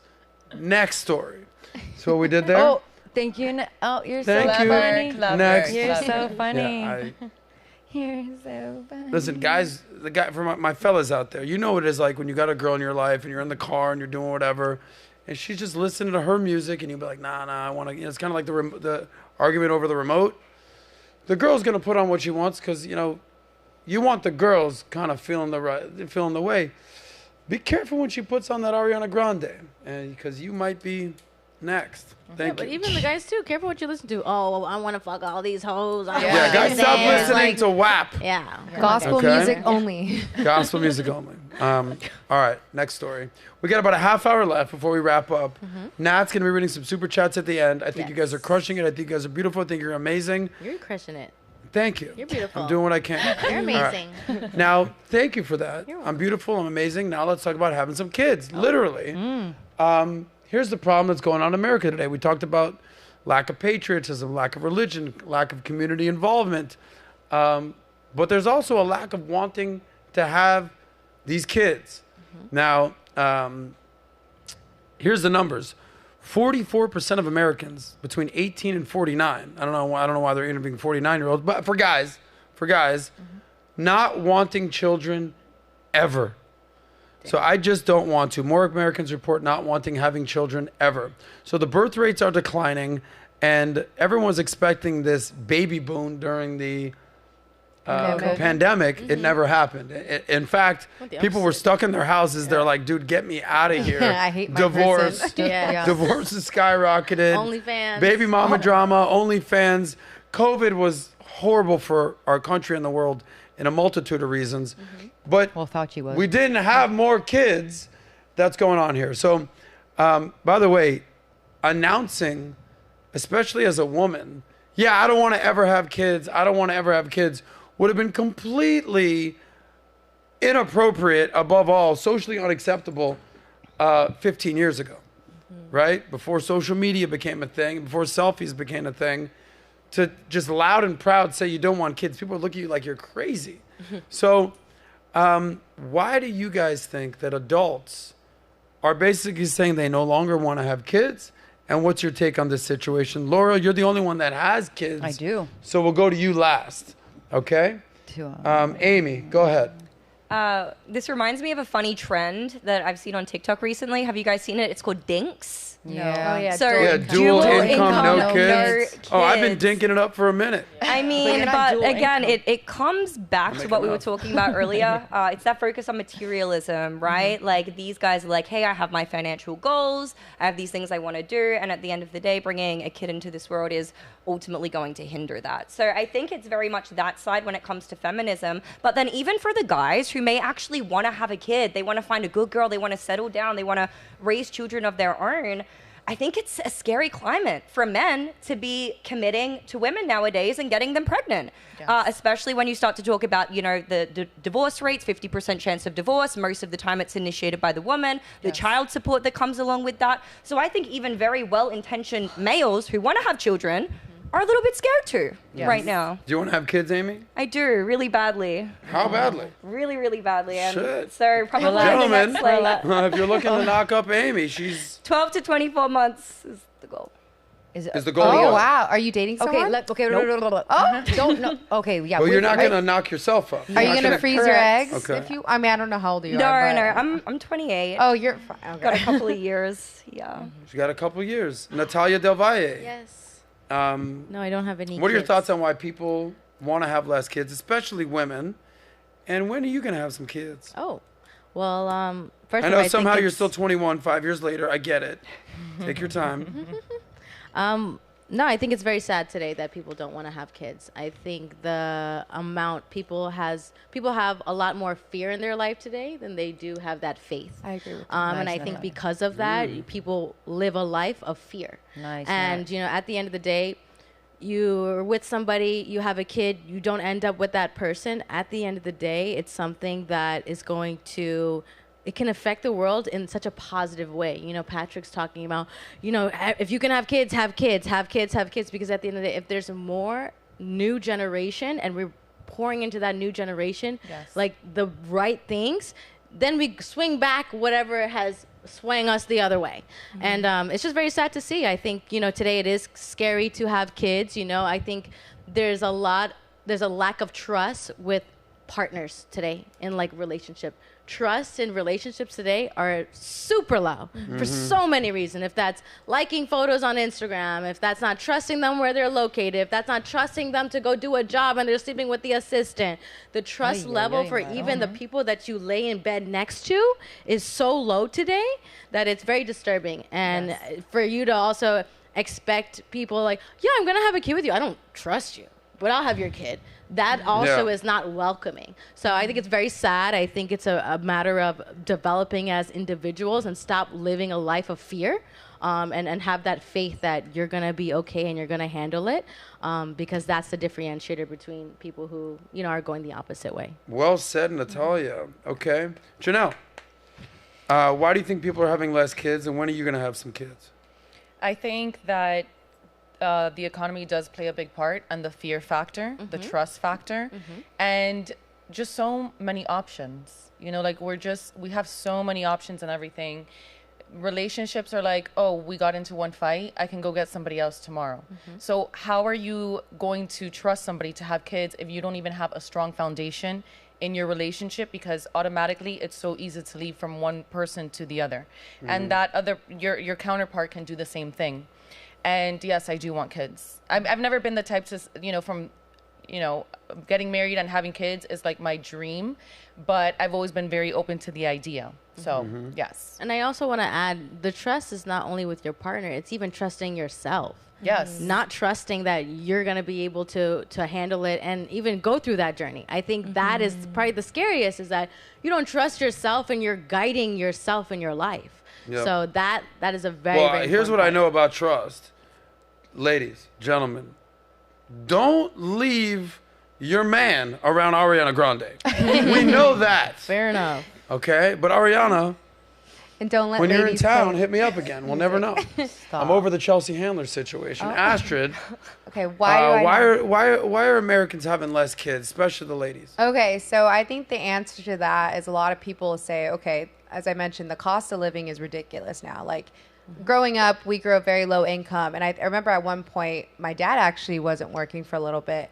And we were living off less than $30,000 a year with 5 people in a house. Wow. And now, let's be real, that not that it's not possible, but I think even if I were to have kids right now, like, I'm in a well-off situation, but I just couldn't imagine the struggles, that we went through before. So cost of living, people will say, they might say environmental reasons. Why would I bring a kid into this world? Because climate change and so. Again, I'm giving reasons that people give. Now, does that mean, and then what you said, I think that's a really good point. The trust and the fear, like, a lot of people are not choosing to stay together, which is, again, good in the sense of, like, if someone's treating you with disrespect and you don't feel comfortable in that relationship, you should leave. But at the same time, somebody can do something like wrong, something silly, and it's like, I want to divorce you. And so there's no trust built in relationships, people not trying to work it out. And I think those are the reasons people give.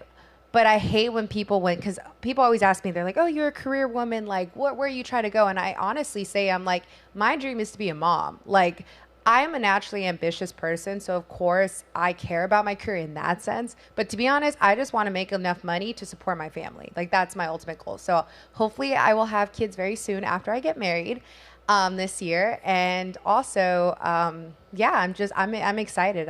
Ashley, when are you getting married? In June. Yay. Oh, it's happening. So hopefully very soon. All right. There it is. Awesome. Before we end with Laura, who's fired up, by the way. Round of applause for Laura. Everyone's right like, now. Laura's going to cook. Okay, I'm like, Malik, you trying to have some kids? Yeah, I'm already practicing. In a stable Wrap it up, relationship. Malik. Well, Malik's been with this girl for a few years now. No kids yet, though. I'm not ready Okay, yet. good.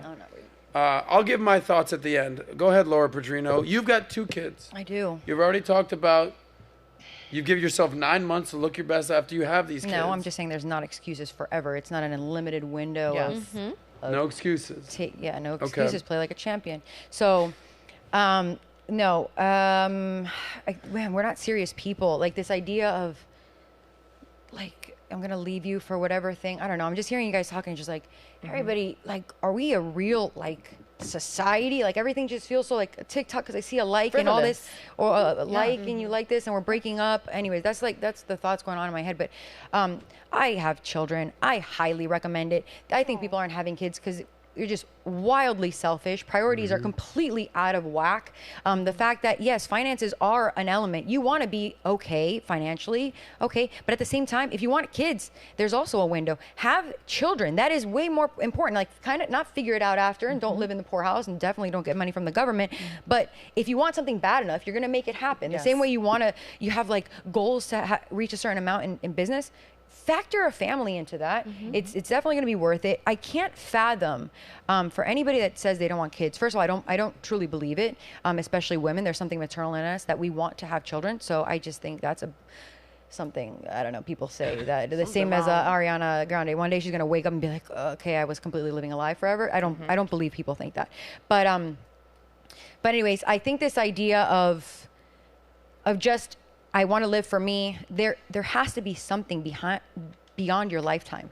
We're on this earth for like legacy. You know, I mean, just for like this short window. You're gonna tell me you're gonna die and that's it? Like, I'm working not for myself. I'm honoring the legacy of my grandparents, my parents. I'm trying to raise like a family, and then for them, like, to think that it just stops at me, the level of ego or just selfish, I can't fathom that. And I don't truly believe that people buy into that. I think we're brainwashed into thinking that. Some people might get caught up in it, but prioritize, make it happen. It's absolutely worth it. Obviously, talk to Pat. He'll tell you all day long. Oh, yeah. He tells me every day. Okay, well then. And I say, like Malik, I'm getting some practice in. We're only getting older, Adam. Well, I know that. So get everybody's to did Kids you guys teach bring me in here to lecture me? Is this a freaking intervention? What is happening right now? And to teach you things that the world doesn't. Your kids shape you as an individual because part of your responsibility is to help them develop into good people.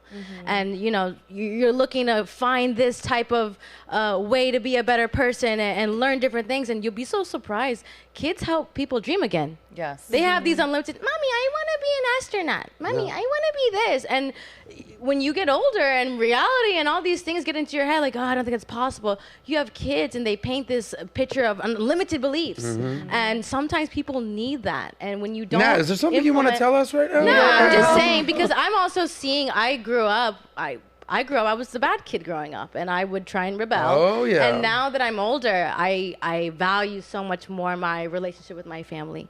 And I'm seeing the things that my mom and my dad is learning as I grow up and I ask for advice. I'm seeing them develop. I'm seeing them also learn how to communicate with an individual that they love, they trust, they invested into. I'm seeing them learn how to teach me how to develop into a specific woman. And, you know, I think that's why the importance of kids is that they teach you things that you can't go buy. They teach you things that you can't go learn from other people. There's nothing like learning from your own offspring. And you're like, that's what I created. It's like having kids, like they say it's a love, like you can't describe it. I'm sure you could test that. It's just like your heart grows, like you can't describe it. So much more. And if you're an egotistical I want to maniac, feel that. there is nothing more exciting than having a mini you in front of you. If you're an egomaniac, have more kids. If you are really so, now I gotta have a bunch of kids. So selfish. No, you want to know, like everybody says, she looks just like you. I'm like, my mini me. That is cool. Yeah. No doubt. That's me and my mom. Well, let me wrap this thing up because then we'll get onto our happy ending here. You know, we had the conversation, me and the lovely ladies pan out, about why less Americans are having kids. Bring it on in with me now. 44% of Americans 18 to 49 not wanting children ever. Pan out again. I asked all these lovely ladies right here what their thoughts are. She wants to have kids. At one point, she didn't. Nat might be pregnant right now. I don't know what's going on with Nat right there. I actually lost some weight. You're doing great. You look great. Thank you. You've got 2 kids. Yep. You said you were focused on your career, but now you're sure you want to do this. Astrid's getting married, about to get knocked up in like a few months right here. But here are some of the reasons you said that people were not having kids. Lack of trust, money, social media, that goes back to your trust, career, cost of living, the environment. Hey, are we even going to be around anymore?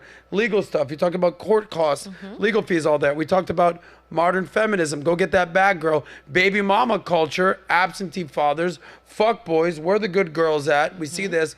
Boss babes, the Chelsea Handler, you know, situation that's going on there, that feud that we got in. But here's what I'll tell you. At some point, you have to move from being selfish to selfless. Yes. Okay, so the difference is between men and women is that selfish to selfless phase needs to kick in by 30 for women, for sure. And it needs to kick in by 40 for men, for sure. Maybe even later for men, but we are different with this. So people say to me, how could you be lecturing about having kids? You don't even have kids. I said, I know, but I want to have kids. I'm clear on that. So now I'm positioning everything in my life, my money, my network, my status, my business, my family. So when I do have kids, everything is going to be good to go. Now, at the same time, man plans, God laughs. We all know that kind of stuff right there. Yep. But there is a difference between men and women and having kids. Understand something. Everyone I talk to, I say, give me the good, the bad, the ugly. Give me the good, the bad, the ugly. Give me the good, the bad, the ugly of marriage and kids and marriage and their kids. You know, one of my buddies was like, dude, I love the fact that my wife is always there. But I hate the fact that my wife is always there. And that's the same thing that I get with kids. It's like, oh my God, they're a headache. They're the worst. They're so annoying. I'm like, do you regret having them? Hell no. I love my kids.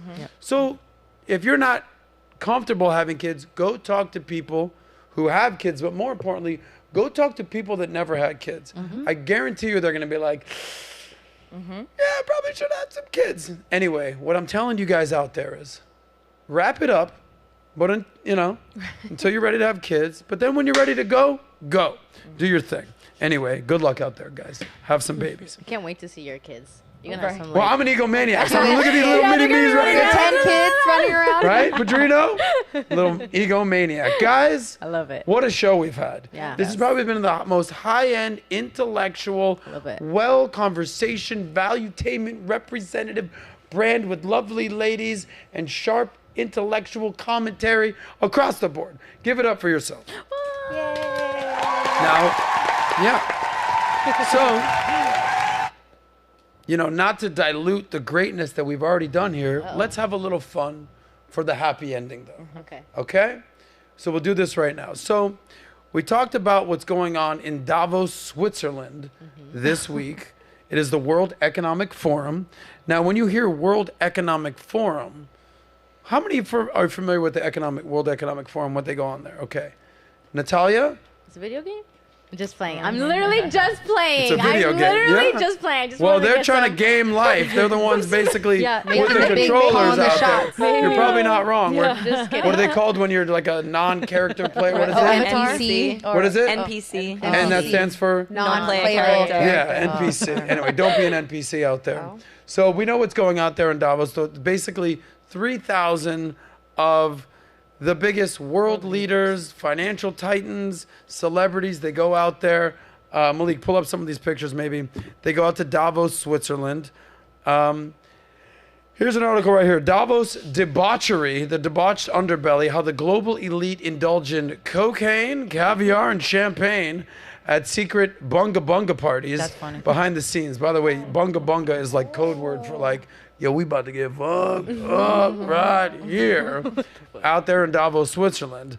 So at the World Economic Forum, we all know that Klaus Schwab, who's like the German Dr. Evil, you'll own nothing and be happy, is running. He's like, if you can paint an evil guy, that's not Klaus Schwab. No. But he just looks like a supervillain, is what I'm saying. Yeah. But the World Economic Forum, we know that they're doing big discussions and they're planning the globe and they're doing all the network and all that stuff like that.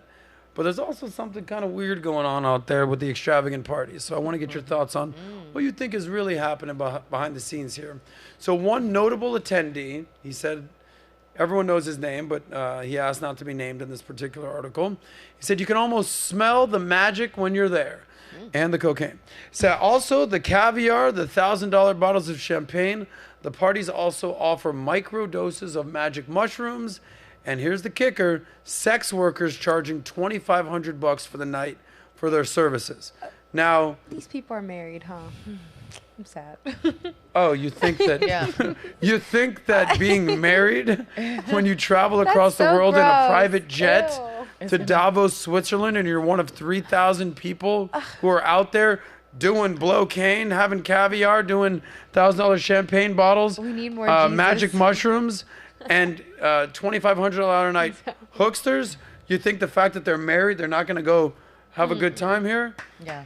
You need to get out more, Astrid. I don't Anyway. like it. She's like, don't say that. I'm getting married. Speaking of cheating. Don't put that on my Speaking marriage. of cheating the game and being an what is it? NPC. Non-player character.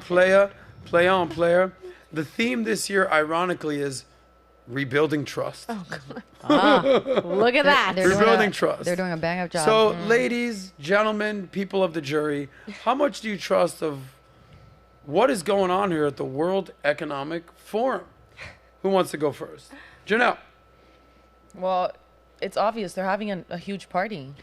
Huge orgy. What else is seems like, What You else say is an gonna orgy? be going on? yeah. I They have think an like orgy of fun out there I at the think World that in the middle Economic of Forum. them trying to solve certain global issues, they're having fun while doing it. solving global issues. Debauchery. They're having an extravagant vacation. Yes, of course. Disgusting. Didn't they actually But see they that, like, the pretend to. escort service that was in that direct proximity, like, they were all completely booked out during those particular dates? sure. But you're calling it Yeah. escort service. I bet you these people, there's the amount of sex trafficking the same way when there's like a Super Bowl 1000%. or whatever. Like Yes. it is probably out of bounds 1000%. over there. And this article writes it up like, whoopee, they're having such a fun time. And it's like, we're just completely not going to talk about all these people are probably sex slaves. And it's, it's horrific. No, it's debauchery at its highest. Is that Julianne? Holy, okay. I got this is not for today's episode. I have a list of people that sold their soul to the devil in Hollywood. She's on there because she Yeah? was totally normal before, and she's totally looked into Satan's eyes. Yeah. I don't care. Let's scroll down and see some of the people that are here, wow. Malik. Start from the top, What is from she the debauchery. doing there, dude? She's What do you lost mean? her She sold her mind. soul So these are all the Yeah, pictures of what people do that you were mean? there. Go fast. Let me know if you're recognizing these people. Lenny Kravitz doing his thing out there. That's Deepak Chopra. Not surprised. Okay. Are they on the That's list? Will I Am Epstein's from the list? Black Eyed Peas. Says I'm a By the way, the guy, the big guy with the hat, do you know who that is? That is Mark Benioff, who runs Slack and what's the other company that starts with an S that he does? Someone help me out here. Who does Mark Benioff? Salesforce. Renowned moneymaker billionaire, but renowned Partier. socialist. Yeah, no, it makes He's sense. funding all the socialist stuff No. out there. Yeah, this I isn't mean, you got even Sting West out there. anymore. Make it This make is just sense. Hollywood there. Yes. It's not Yeah. even Who the else is World there, by the way, Economic- It's just Malik? Hollywood. Okay, Scaramucci, the mooch. The mooch. Keep going. He's a capitalist. I'll give him that. Davos. I can't. It's this weird sort of orgy of capitalist business leaders. What are those people? It's like Global what they say agenda, behind the Marxist. doors. It's this really weird thing. By the way, Gross, the new gross. president of Argentina, Javier Milei, mi amigo, yeah. Yes. he came out there and lit the tore it place up. on fire. He's basically like he did the Office Space speech. That was amazing. He basically was like, "Fuck you, fuck you, Yeah. fuck you, fuck you. You're cool. Fuck you, fuck you, fuck." Leninism, fuck Marxism, fuck communism, fuck socialism. Viva la Argentina! Yeah. It was amazing what he did there. I'm a big fan of that guy. And my friend Humberto is a good friend of his. By the way, the ladies that are doing their thing, special address by Javier Milei, president of Look at those Argentina. sideburns. You know Listen, what? the I actually ladies- did want to be there because I wish I would have been able to translate his speech so everyone See, could have heard. dude, I could go my- translate the Uber Spanish, no my- problem. well, no, make a left, I- make a right, go straight, we do it. Well, I actually speak Spanish. I'm saying what he said was so profound. Yes. I wish I could have delivered that to the world because it was money. But do you believe that they're actually making a difference in the world, or they're basically setting the agenda that they want to see the Setting world the in? agenda. You The think they're ladder. setting- Yeah, The ladder. globalist Yeah? policy. Yeah, of course. Yeah? I think 1,000%. I mean, look at the video that you did on the PBD podcast when you guys were discussing the forecasted threats that were going Yes. to I impact the believe we world have over the next 2 years and then Yes. over the next decade. Blake, you have that? Look at the stuff that was at the The top of the forecasted list. threats? The climate the change. forecasted Yes. threats or the manufactured. Exactly, I manufacturing think- that they're positioning Come on. as Are you anticipated. gonna That give me way, it's another predictive pandemic? programming. That way, when it all comes to pass, they can say, "Oh, we warned you." No, Right. you were the ones pulling all the strings these behind the scenes not-for-profits, to make it play out in the first I always place. think when something's a not-for-profit, because I'm sure the World Economic, is a what is it called? Non-profit, Yeah, yeah. organization. I always think that's even more of a reason to follow the money. Where is this money going? What is it? Whose pockets is it going to? What agenda is it funding? And again, I don't know the specifics, but I don't trust people with Astrid, power. I'm going to be honest. Well done. Whenever you're looking at anything, and you're like, "What? I don't know what's going on here. Something's a little fishy." What? FTM. Follow the money. Do you have their agenda, the criteria? Pull that up real quick, would you, Malik? So if you could punch in on this, dude, my eyesight ain't where it used to be. But here's what they're saying is in the next 2 years, Can you guys, anyone see that? If Cost not, of Malik, living you can read it. crisis. This is like an eye test. Natural Read the first line. disasters. Malik, can you read it? Yeah, Emily. Yeah. In the next 2 years, what is the biggest well, crisis that they're Cost of basically... living, we're there. Number 1, cost of living crisis. Number 2, natural disasters and extreme Yeah. weather events. Number 3, geoeconomic confrontation. Number 4, failure to mitigate climate change. 5, erosion of social cohesion and societal polarization. 6, large-scale environmental damage incidents. 7, failure of climate change adaptation. Oh, Lord. 8, widespread Scroll cybercrime down a and little bit. cybersecurity. Drinking game every time they say climate 9, change. resource crises. And 10, large-scale involuntary migration. Gotcha. Where was it, the Large- misinformation and elections and disinformation? I think that was in 10 years, no? Where was that one? On the other side for the Other 10 year. side. You Widespread. see that? No, maybe the cyber. No. Okay. Anyway, but I know that's going to be Here a we major go. thing right Number here. 8, widespread cybercrime Cybercrime. and cyber insecurity. No. No, there's misinformation and disinformation. There's another list over there. But they think that was actually number 1 on their list. What's going on with that? Follow the money, you know, just to be juvenile. The ladies here charging $2,500 a night in Davos. money. These are the exact same ladies that go to Dubai in the winter. These are the exact same ladies that show up to the Super Bowl. These are the exact same ladies that show up to Miami for Art Basel. Are you calling them businesswomen? I'm saying the sex business is a business and they're providing goods and services to the masses.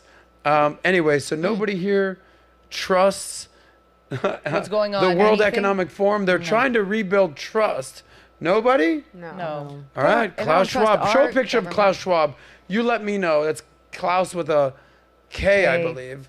Schwab with a Schwab. Like Charles Schwab. Not related to Charles. Pull this. Tell me if you have him up, Malik. Pull him up. You tell me if this is not a trustworthy face. Look at that Do that one in the face. middle with the dark shadows. With a dark shadow. Wow. Yeah. Isn't that? Did he agree to that photo? By the way, can you No, play a that's, video that's of his him? headshot. He's the one that's Can we sharing play a that. video of Yeah. him speaking? Let me Does he know have if a this deep is not voice? trustworthy. No, it's not about deep. The it's sound his, of this it's his man's accent. voice, you let me know if this guy doesn't just convey Dr. Evil. rebuilding trust. Okay? Malik, let me know when you have that video pulled up, especially when he talks about you'll own nothing and be happy. Chairman of the World Government Summit. It's a great pleasure to be here and to congratulate you, Minister. It's the 10th anniversary, and the World Economic Forum is very proud to have been a founding partner of this event. Ladies and gentlemen, today people may ask, what is the purpose of such events? In a fragmented world, to come together, to reflect about the future, to see the new developments which you, Minister, described so well, is absolutely essential. Okay, we'll end it there. By the way, Oh, like Darth Vader. what was that one right there? What was that video? Scared. I was like, is Malik, what was that one? I'm like, what's happening? It's like Star Wars. Okay, I don't think we can play that right there. Anyway, that guy, believe me, he knows a couple of those $2,500 a night services. Okay. Looking like Anyway, ladies, that Especially is to what's pay going that. on at the World Economic Forum out there in Davos. I know they get a bad name. I know they want to be villainized. I know this guy literally looks like a supervillain. But call me naive. I hope that they're actually doing things to help humanity.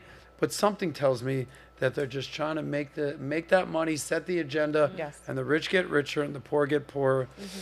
That sounds as At naive. these secret bunga parties. No. But hey, listen, those parties must be fun. But No, that literally That's sounds it. as naive as her saying like, but they're married, they can't do that. Is you saying they're actually doing something good for the world. You both are at the same level of listen, I trust try to and see the hope. best in My people, but I delusion. also know Yes, you your gotta delulu. Yeah. expect the worst in the My people. Delulu Anyway, era. ladies, clap it up for yourselves out there. This has been an amazing show. This has been an amazing show. Real quick, we'll go around the room right here. Let the people know at home where to find you and whatever message you want to convey. Everyone has 10 seconds. Astrid, go. Yes, so follow me, Astrid Garay, at FinTech Latina on TikTok and Instagram, where you can learn more about my career in tech sales, how to scale to $250,000 plus, and also learn about how to manage that money that you make. So I teach a lot about personal finance as well. So Nice. Janelle Baez.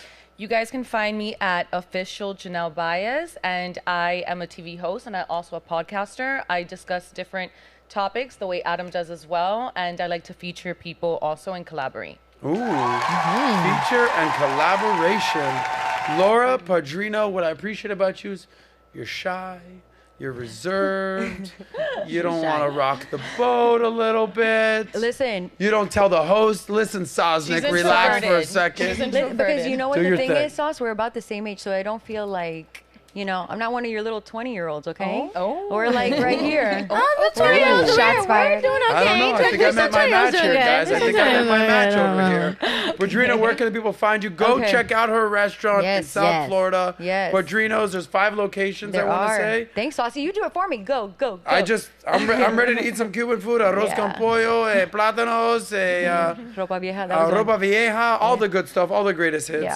Yeah, Padrinos.com, at Padrinos Cuban. But also, since we touched today on life, I also the COO for an organization down here called Love Life and lovelife.org. If you want to look that up, I'm involved with that. So, check it out if you have any questions There you about go. that. Just because I don't want to go from left to right. Malik, where can the people find you? I know that you had a big New Year's resolution. How's it going? So far it's going good. I expanded my Rolodex a little bit, but to expand it even more, you guys can find me on Instagram at It's Me Malik. And my takeaway from today is my response to everybody saying the American dream is dead. I think everybody's accountable for that. Everybody that were shocked by the decline, it's because everybody's thinking, oh, there's better places than America. There's better opportunities here. Everybody's over here thinking the grass is always greener on the side. If you want warmer weather, come to Florida or go to California. If you want to get out your situation, America is a place where you can do that. You can be off the streets in a month, not literally in a month, but one day you could be on the streets homeless. Next day you could be in a penthouse in Brickell and not be able to see the street. So it's America. You could do that here. So don't sit here and say American dream is dead. It's dead because it's everybody else's fault in America. Yeah. You need to sit here and Guys, Go Malik. that's my dog over there. That's my dog Malik. I'm gonna give him the knife hands. Respect to you, Malik. Amy Dangerfield. I know you weren't feeling your best, but I want to tell you did a great job, and I'm happy you sucked it up, Buttercup. Sucked it up. And, Anything for Valuetainment and SOSCAST. Thank you, Amy. Where can the people find you? Automate with Amy. Give it to them good. I mean, you guys can mostly find me on YouTube, although I am thinking about bringing my content over to Instagram. I considered it to be too spicy for Instagram, but I think I'm going to do it. You should. I'm going to break out and do it. And I think these types of conversations and these types of platforms are making people feel more comfortable to be able to speak out about these things that they believe in. So I'm really happy that I met all you ladies. You're all incredible, and I think this was an amazing show. Yeah, I just wish you argued a little bit more, but that's fine. That's not why we're here, guys. Argue with me. That's fine. For another show. Speaking with arguing, speaking of being a thorn in my side, the lovely Natalia. Oh, you're welcome. You look great today. By the way, you guys all look awesome. Phenomenal. But I will say publicly, Nat, you dressed the best today. Thank you. That looks I've been getting amazing. compliments today. I think it's the pink. Pretty in pink. The hair, Lady too. in My hair. red. Thank you. Anyway, Well, I'll first Yeah, I'll do your super thing. chats, Let's get right? to the chats, Okay, and then cool. I'll give the wrap up. Well, first, thank you guys for super chats. We appreciate you. We'll start off with Alex. I think this is a fellow Monector of yours. He donated the highest, which was the 20. He said, Adam, thanks for the Monect. Going to reflect, take notes, and come back with a productive list when I get home from Nashville. Join Monect, shoot an idol a message, and it may change your life forever. Respect. That's my guy. Yep. Shout out to Monect. And North Dakota in the house. then we have Global Media. Hit that like button. He said, hit that like button. Yeah, Then we have Clay the Great. Foreign conservative women for the win. American women don't deserve our sacrifices. Let them stay lonely while the traditional women win. Then we got Bean Cheeks in the house. We haven't seen you in a minute. Our Good guy. to see you. Proud Yeah, he's legal. been busy, you Yeah, know. he's been busy. What? Eating the cheek. Okay. He said, proud legal immigrant here living the American dream. My mom left Honduras due to a gang violence. Ever heard of MS-13? Yes. Running ramp there. Shout out to Adam and the Chatty Nat. Thanks. Bean Chatty Cheeks. Natties. Chatty Natty. Then we have Journey, Trials, and Joy. Study shows that the late 60s and 70s, where kids were taught the 10 Commandments, the issue kids were... issues were taking classes and lateness. Now it's shooting, rape, and assault. Then we have looks for, and I'm not going to read that one because that's a negative, and we don't need that here today. But thank you for the super chat. Aside from that, today At was least read his name. okay. Because I'm not trying to silence people. Looks out for there. danger. paid to say Looks for something danger. negative? That's How his bad name. is it? It's just like an annoying chat. $5. Don't want to Yeah, be. fuck 'em. Don't worry, Okay, we there don't- you go. Okay, cool. We don't need your money, guy. But aside Not from that we need only positive comments, but if not, overrides reading the comment. I'm sorry, buddy. Save that money. I think today was a phenomenal conversation. I think these are the conversations we need to have, that uncomfortable type of conversation. And sometimes, you have to be uncomfortable to grow. And it's conversations like this, women like this that come on. And I think the perspective of having someone like an Adam Sosnick here, and having someone like a Laura, a Janelle, an Astrid, and an Amy Dangerfield, who's not even from here, to give that perspective, it's interesting. And I love to hear the different perspectives. So thank you all for even joining us. Great job today, Sauce. You did phenomenal. Thank I you. love today's episode. And thank you guys for tuning in. Follow me Instagram, Natalia Debauchery. There she is. Well, I just want to thank a few people out here. First and foremost, the lovely ladies that are on this panel. Okay, smart, beautiful, intelligent, quick, funny, mothers, about to be mothers, possibly a mother. We don't know what's going on I out there. actually lost weight. Let me interrupt You you. I look know great. some of my I'm just goal saying. was to lose weight. I did lose some weight already. Okay, well, I felt a little outnumbered today. Malik had my back, but I just want to say how proud I am to put a show like this together with such beautiful, incredible, smart women out there. Not all of them are bimbos and 304s out there, gentlemen. Just know that. Second person I want to thank is you guys. Thank you for listening in. I want to get your feedback. Did you like this new format? Did you like what's going on here? It's a little more politics. It's a little more culture. It's a little less money. We're going to focus on the money, but it's certainly a little less dating and relationships. But what I want to do is infuse culture and Americana into everything that's going on moving forward. This is a big year. This is 2024. I'm the type of person that I can cover it all, but I want to know what you guys want to cover. Maybe we do a poll what we should cover on culture, politics, money, dating, relationships, Put it in the community. networking. Put it in the community. Let's see what the people want. Let's give them what they want. Yeah. But something tells me that this type of show is a great thing. Last but not least, I got to give a shout out to my friend, my boss, my mentor, mi amigo, the host of the PBD podcast, the founder of Valuetainment, my friend, Patrick Bet-David. Yep. Because he's constantly, I met Patrick working out in the gym in 2012. And I just at a financial conference, and we joked about it last night. We were at dinner. I was like, "You taught me what a lat is." He's like, "Yeah, bro, you needed some work on the lats." And now you got Vinny walking around all latted up, doing his thing. But PBD, had I known that relationship when we met in the gym would turn into this, I would have no idea. And I'm so appreciative to that. And I'm so appreciative for the opportunities he's provided me and for the platforms. And I take that very seriously. But every year since I've known this guy, he's challenging me. Reinvent yourself. Add something to the repertoire. How are you going to differentiate yourself? How are you going to upgrade? There's another level, Sauce. What's up? What's up? What are you going to do? So this year, we're coming back in 2024. We're reinventing ourselves. We're not going to do the same exact thing that we did last year or the year before. So we're going to have lovely ladies. We're going to have amazing conversations. We're not going to be dunking on women. I'm not concerned about your body count. I'm more concerned about your bank account. You know what we're doing right here, okay? Yeah. So I want to thank everyone out there. I want to thank you ladies for being here. And shout out to PBD for inspiring this episode. And Eric Caballero, too. Yes. Shout out to you. If this is your first time watching, subscribe and like the channel. And if you're a longtime listener, I want to hear back from you guys what you thought of today's episode. Round of applause for these lovely ladies. Follow them on Instagram. And we'll see you guys next Thursday. We're doing this every Thursday. Next week will be with the great Timothy Sykes, one of the biggest financial guys in the game. Yep. So it'll be a little bit more of a money show next week. But we're back. We'll see you next week. Till then, save that money and save America. It's the SOSCAST, baby.